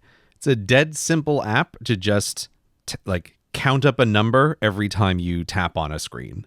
And I ended up using this in Hawaii when I was recovering from COVID.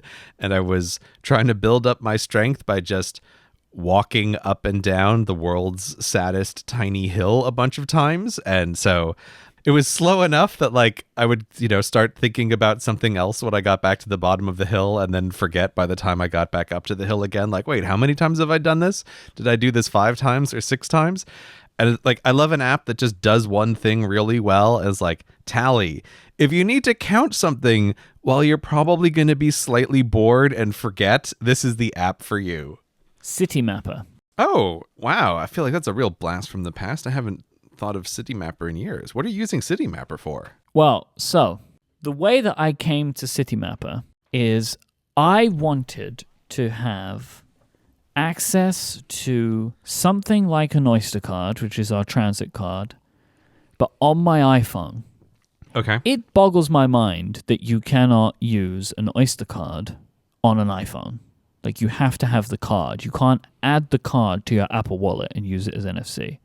I can't believe that is still true. That's insane. They just want you to use contactless. But I don't want to do this because then it generates like 40 transactions a month on my credit card statement, which I don't want, right? So I wanted a way to be able to pay for effectively a travel card or something. But even then, if I had a travel card for a while, so I pay once, but then it's on an Oyster card, and I didn't want the card.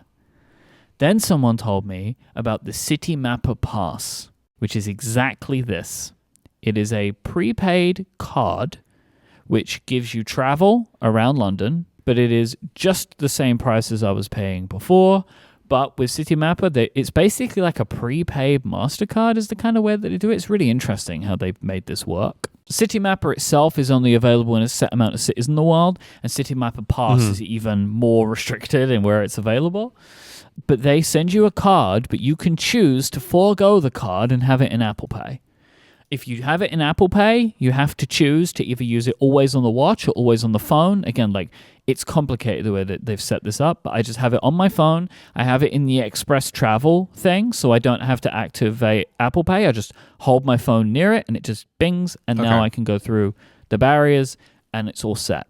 In doing that, I then started using City Mapper more as my transit app rather than Google Maps. And City Mapper kicks butt in London. Like, it wrecks everything else in how good it is at telling me to get from here to here. And like, so then I started using City Mapper more, and they also have like a something you can pay for to like give better routing, which I also do, and I'm super happy with it. Like, it does things like it gives really good options for types of transport and like connecting. It gives you really great suggestions for where to stand on public transport, for like where is the best place to be for the connection that you're going to make. And then their live activity that they just added is incredible. It's incredible. Yeah, I'm looking at these screenshots. This is really nice. Like, if I was still commuting, I would totally use this every day. This is great. So, like, they've always had a thing where, like, when you're navigating from place to place, it can send you push notifications for, like, go right here if you're walking, and then, like, get ready to get off the train, that kind of thing, right?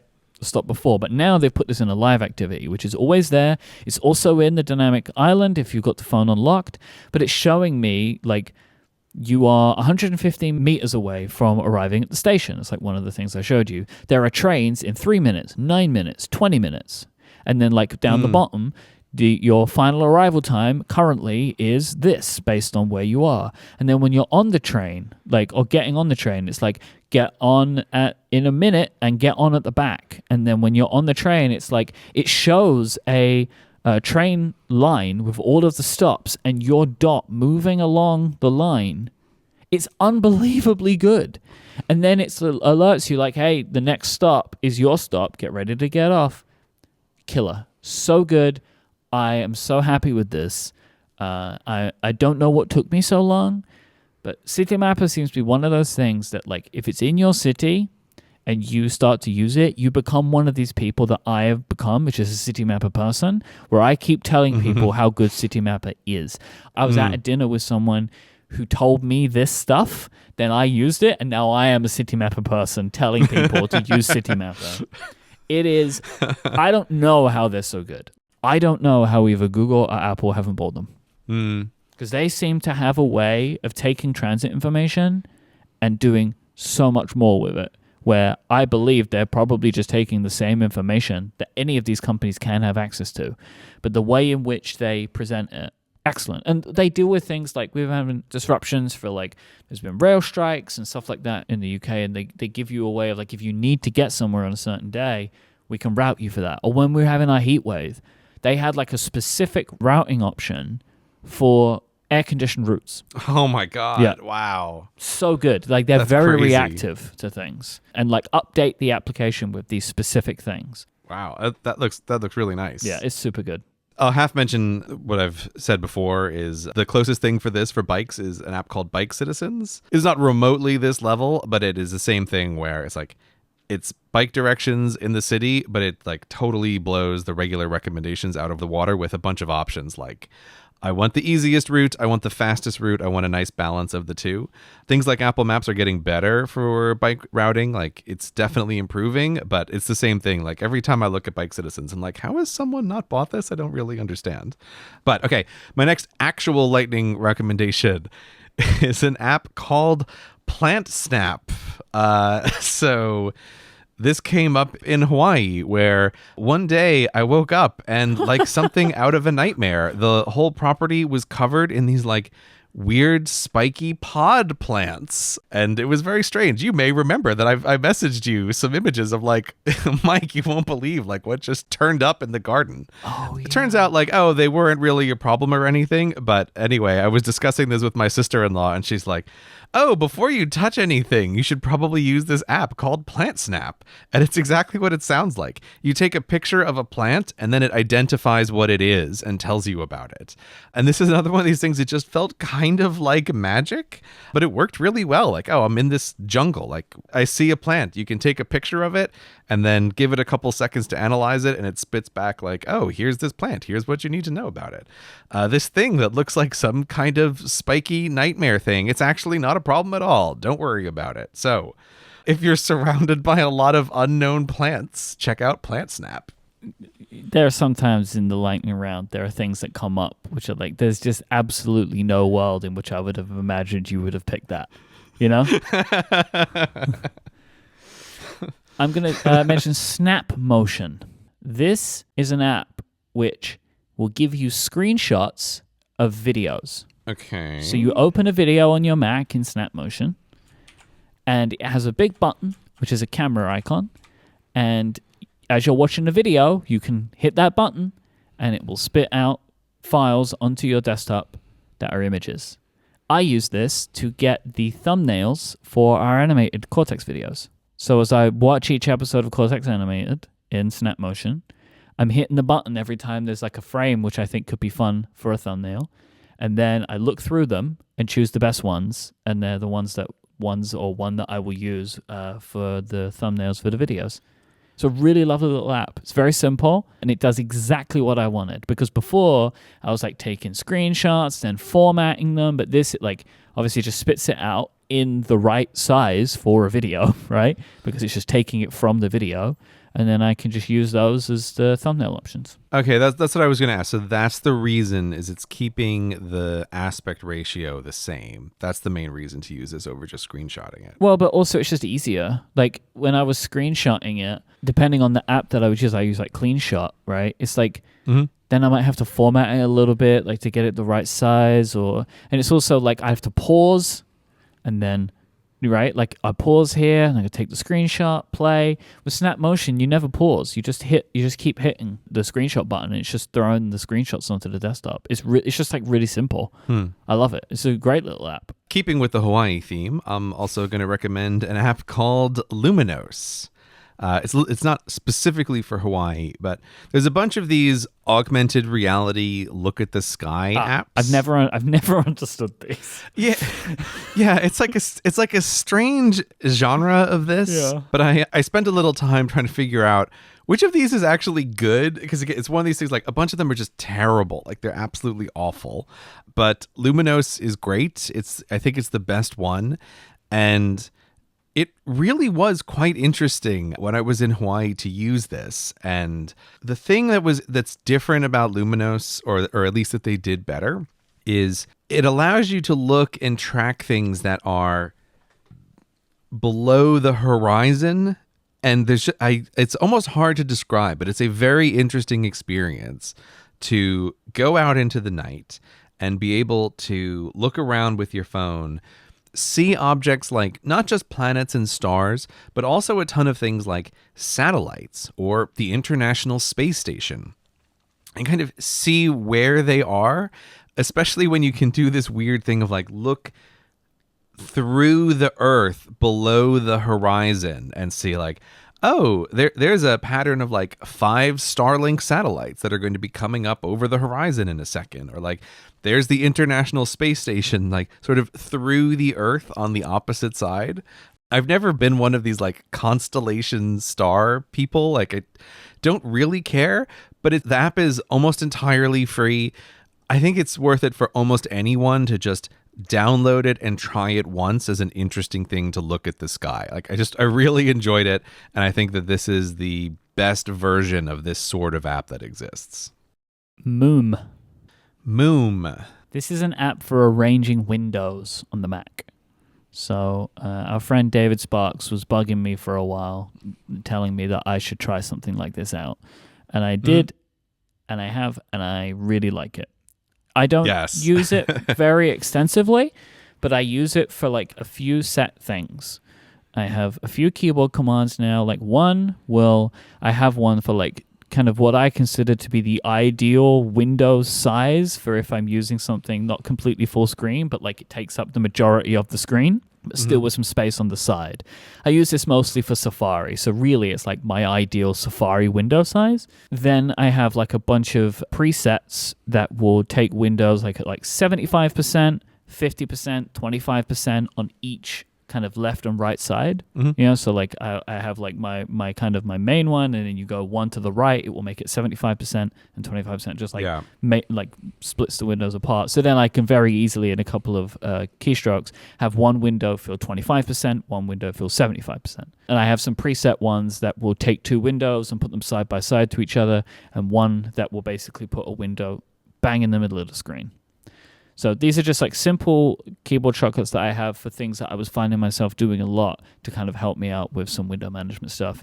Moom comes with a bunch of presets, and it's also really easy to make them. You have like a tile, and you just draw the amount of space you want each window to take up. It's very simple. You can also save like presets of window arrangement in the application as well. I found it to be very simple, very powerful, and I really like it. Yeah, I'm just going to second this as another one of these kind of apps. Like, if you don't use something like this, you don't know what you're missing out on. My version of this is Divi, but they're the same. Like, there's a bunch of apps that do this kind of thing. And if you haven't used your computer with a window manager like this, you really are just like, you don't know what you're missing. The thing that I do, which I've really settled on that works great for me for everything that I do, is divide the screen into roughly fifths. So there's like the left-hand side, there will be an app that takes up like, actually, is it fifths or is it sixths? Or is it sevenths?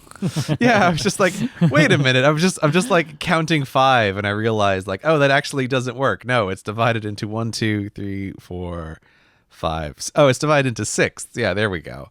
So I have something that's like 2/6 on the left-hand side, 3/6, so about a half of the screen in the center, and then like 1/6 all the way on the other side of the screen. And like that little arrangement is fantastic for me in terms of I can have 2 things that I'm working on that are pretty big, although one of them is slightly bigger. And then there's a little strip for everything that's like the status of what's going on. So I'll leave like OmniFocus on that little strip, or Timery on that little strip, or like right now Skype is and like QuickTime recording the audio are in that little strip. Being able to just move stuff around with keyboard commands on the screen into whatever works best for you in terms of sizes and ratios. Like, you just have to have this on your computer. It's just required. It took me a while to be sold on it, right? Like, I was like, I don't need this. I don't need this. I know. Everyone thinks the same thing. They're like, I don't need it. How much better is it actually? And like, I think when I get a new computer, that might be one of like easily the first 3 apps that I put on there. Like, I need this immediately. Yeah. I'm just noticing that like the next thing that was on my list is Tide Guide, which again, where might I have been when I needed to know where the tides are? That reminders list is paying dividends for you right now. Yeah, it really is. If you're in a place where the tides really matter, like say, I don't know, the middle of the Pacific Ocean, there's a ton of tide apps. Tide Guide, heads and shoulders above the rest. Wow, this is a beautiful so good, isn't it? Yeah. It's crazy nice. You never knew that you could want so many options for how and when you're displaying the tide. But it's like, man, this is a thing that I totally wanted. And like, it really matters depending on where you are. It's just like, obviously the best version of this. So yeah, Tide Guide for tracking tides. I'm going to go with Sticker Drop next. So iOS 16 added that feature of being able to like tap and hold on somebody and you can drag them out, right? It's object detection is what there it is. There you go. And you can drag those images out and like do something with them. Sticker Drop is an app that lets you drag and drop people or things into this app and make them iMessage stickers. Oh, nice. It feels to me like really the only good use of that new feature in iOS 16. Like I have not found a good use for it otherwise. But this is like this way, your friend sends you a picture and they got kind of a funny look on their face. You can now take that and use it as a sticker and send it to them forever. And this is what me and some of my friends have been doing recently. And Sticker Drop is so good. That's cute. Yeah, that is an actual nice use for that feature. You have an image that becomes a meme in a friend group, which we also have. Now, instead of sending the image each time, you can send it as an iMessage sticker, like attach it to an image. It's really good, and it's revived iMessage stickers for me again as a thing that I care about.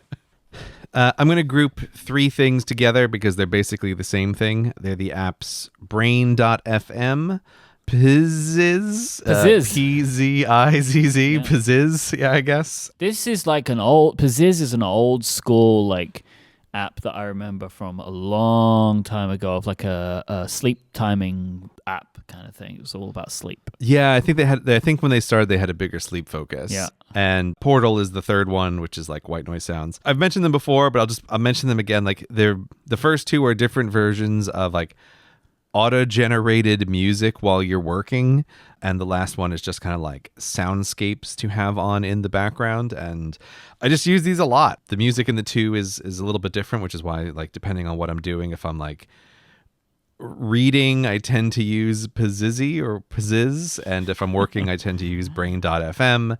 And on iOS, they both work great with Portal. So you can have like a background of, ooh, there's some like forest sounds. And then you have the music that's a layer on top of this. And a lot of times when I'm working or if I'm reading, I'm using some combination of those 3 to just be listening in my headphones. And it really does help keep you focused. It's like just to have something to listen to that's not as distracting as even like melodic music. It's just like a soundscape in the background. I use those 3 a lot. Really like them. Yeah, this is like a real blast from the past for me. Pizziz is 16 years old. It used to be a hardware device. It's pre-iPhone, obviously. I didn't realize that, huh? I'm going to recommend Lockit. Lockit is a widget. It's a widget for iOS. And the idea is you use Lockit to send pictures to loved ones. So you open the app and you can take a picture of something or yourself and send it to someone, and it appears in the widget on their home screen. So it automatically will update and show them that image. Oh, okay, huh. This is an adorable app. Me and Adina use it. We send funny pictures to each other, and it's just like a little treat. You know, maybe every day, every couple of days, a new image will pop up on my phone that she sent me. I really love this application, and I think it's like great for like friends and loved ones and that kind of stuff. You can send people little fun things every now and then. It's added a bunch of features over time. Like you can add little emoji reactions. Every month it makes a little video for you of the things that you've sent back and forth. You can send little messages to each other. You can save the images. It really is a great little app. And you can send the little Lockit images to everyone that you share Lockits with, or certain people or certain groups. It's really cool. Really, really great app. It's a really cute idea, and it's a very cute name for it. Yep. Yeah, that's a really adorable concept for something to do. I like that. That's really cute. Okay, so this is really dumb, but there's two like Apple apps I just want to highlight because they have like minor features that people might just not realize. So I'm going to recommend the Find My app in the lightning round. Okay. And I'm give Apple some help here. You know what I mean? They need some. I am going to give them some help, but it is a thing where you know how you're like, oh, you're a city mapper evangelist. I feel like I've become a kind of evangelist for Find My when people don't use AirTags. It's like, listen to me. You don't understand how absolutely life-changing it is if you stick an AirTag on like everything you might ever care about, and then don't ever look for your wallet again. Your default position should be open Find My app and where is it? Or like, where are my keys? Or where is it? Like, I put AirTags on like everything, and it's so nice when like I go to look for something, and if I can't find it instantly, it's like that Find My app is open immediately. And this, like lots of things like Moom and other things we've talked about, it falls into the category of people think, how nice is it really? It's like, no, it's life-changingly nice. You don't understand. Like, it seems like it shouldn't be a lot more effort, but it's great. It's like, I think the most life-changing thing for me was buying those new Apple AirPods that like can now track the case. And to me, this is one of these things where it gets like, how did I live before I could just find where that goddamn case is? I've used it multiple times already. I love the new AirPods Pro. I love it. Yeah. People, you should use it. It's so nice. And I just want to call out a little thing. It's an annoyance that got fixed in the Workouts app, but I'm just going to mention it here because, again, it's like you might not have used it for this reason. Workouts had this dumb thing where if you're tracking walks, it would always like update you of like, hey, you've walked every mile. And didn't you want to know that? I'm always like, no, Apple, I didn't. So in the Workouts app, you can now set a bunch of custom workouts. And one of the things you can do is tell them like, never notify me about this. I don't want to know what my splits are. I don't want to know when it's been a mile. And it's a hidden feature, but I don't know where else to call it out here. That like you can set up a custom workout and then just don't turn on any of the notifications. And I'm so happy about this because every morning when I'm at my treadmill desk and I'm walking and I'm writing my scripts, you know what I don't want to know? Hey, you just went a mile. Yeah, shut the up, I'm working. Like, I don't care. And it was so maddening. So anyway, Workouts app, they can finally allow you to turn off notifications. I'm going to recommend Elsewhen. Again, I spoke about this last time, but I love this app and it's continued to get better over time. It is an app that gives you Discord time codes and time zones that you can paste into other apps. So in Discord, you can add these codes, these strings in that give relative time. So you add this code in like a string of numbers and letters into the app. I'm not explaining this well, but it's complicated for me to explain. And then when it formats in the message view for everyone to see, it shows them the time in their own time zone. So it's all relative stuff. Which is very cool if you want to say such and such thing is happening at 4 o'clock on Thursday for you, and it might be 9 a.m. for someone else, 12 p.m. for someone else. No matter where they are in the world, they'll see it in their local time. This is really good if you run any kind of Discord community. Also, I use it as a way to, you can in the app say like put in a time and date, and it can give you some pre-formatted flags and time zones that you can copy and paste onto social media or something like that. It got a great new design in the past year, so it's really easy to get these codes very quickly. I really love this app. I think it's super smart, super well made, and meets something that I find really useful that I wouldn't have been able to do otherwise. Like, there is a way to calculate yourself the way that these codes work in Discord, but it is unbelievably complicated for me to work it out. So I really, really like it. I think it's super smart, and it's an app that I recommend people check out if they spend time in Discord. I was just looking at my list. I was like, I've got Diffusion Bee on here. Like, if you want to see a preview of the end of the world, you can play around with this AI art app.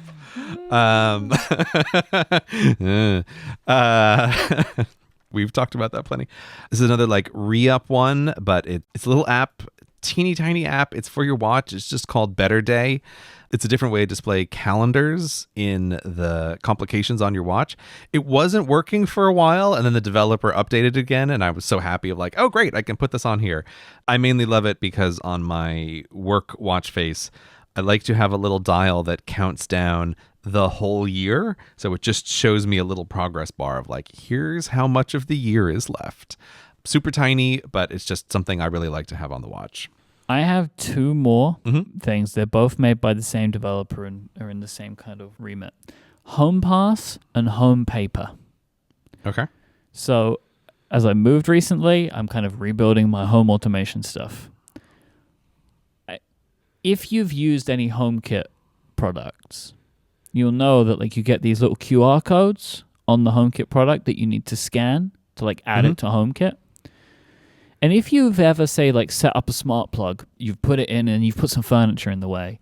If something ever goes wrong with that smart plug and you want to re-add it to HomeKit, you've got to get to the code to scan it, to re-add it to HomeKit again. What HomePass does is it's an app where you can categorize all of your products. You can scan the QR code, it pre-fills it with the number, and then you basically have, effectively, a database of all of the smart home devices that you have in your home, and it actually uses HomeKit to show you what you've got so you can tap it and add the code. It's like it looks at what's in your home as well, which is very smart. And so you can make sure you've got everything categorized because it will be like, oh, you haven't added this thing yet, which is very clever.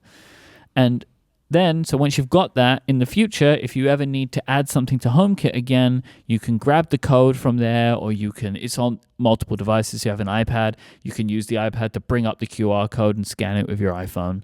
It's just a way of dealing with the inevitable time when you have to re-add something to HomeKit, which is buried under a piece of furniture. Such a pain in the ass. Yes. This is a great recommendation. So it was one of those things where I thought, now I'm starting from scratch.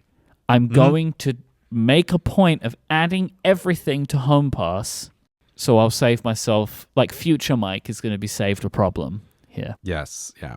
And then Home Paper. So you can set wallpapers in HomeKit for your house in each room.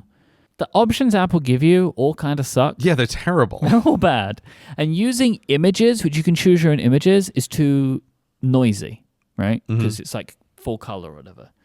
Home Paper is an app that lets you use images of each room or whatever you might want, but they do it in like a monochrome way, as like a monochrome filter to the image, which you can then customize with color. And also it prioritizes the image you're choosing in the top right-hand corner, which is typically not used by HomeKit. Oh, nice. Right. So it will let you create your own wallpapers of rooms in your home so you can, at a glance, more easily understand which room you're looking at in HomeKit as you're scrolling through. Very clever. Nice. All right, I'm going to finish off then with Quitter, which is a little app by Marco that I really like. And Quitter is for your Mac. It sits in your menu bar, and you can just tell it to add a little rule to, if I haven't touched an app on my desktop in a certain amount of time, either hide it or quit it. And I love this. I love this for keeping my computer neat and tidy. And it's also just so nice when it kind of like resets my work computers to a nice default state every morning when I go to them. So it's like, hey, I can hide all of the stuff, or I can quit stuff that I haven't used. And it's just like, it feels like it's my computer tidying itself up automatically. And it's just it's such a simple thing, but it makes a real difference in the quality of life for using my computer. So Quitter to automatically close or hide stuff that you're not using. Love it. So let's use that to close this episode. Yes. That was State of the Apps of 2023, so you know what's next now. Yes. Yearly themes. Next comes themes. It's theme time. So if you are not familiar, go to yearlythemes.com. You can go there and you'll find out more about what a yearly theme is, and also find out a little bit more about the Theme System Journal, which is a perfect companion to yearly themes. We'll talk about that next time. I think I've got my theme set. I feel pretty confident. And I hope that you all will get ready to come on this journey with us as we review what 2022 has been. Right. And talk about what we want 2023 to look like. All right. See you for themes, Myke.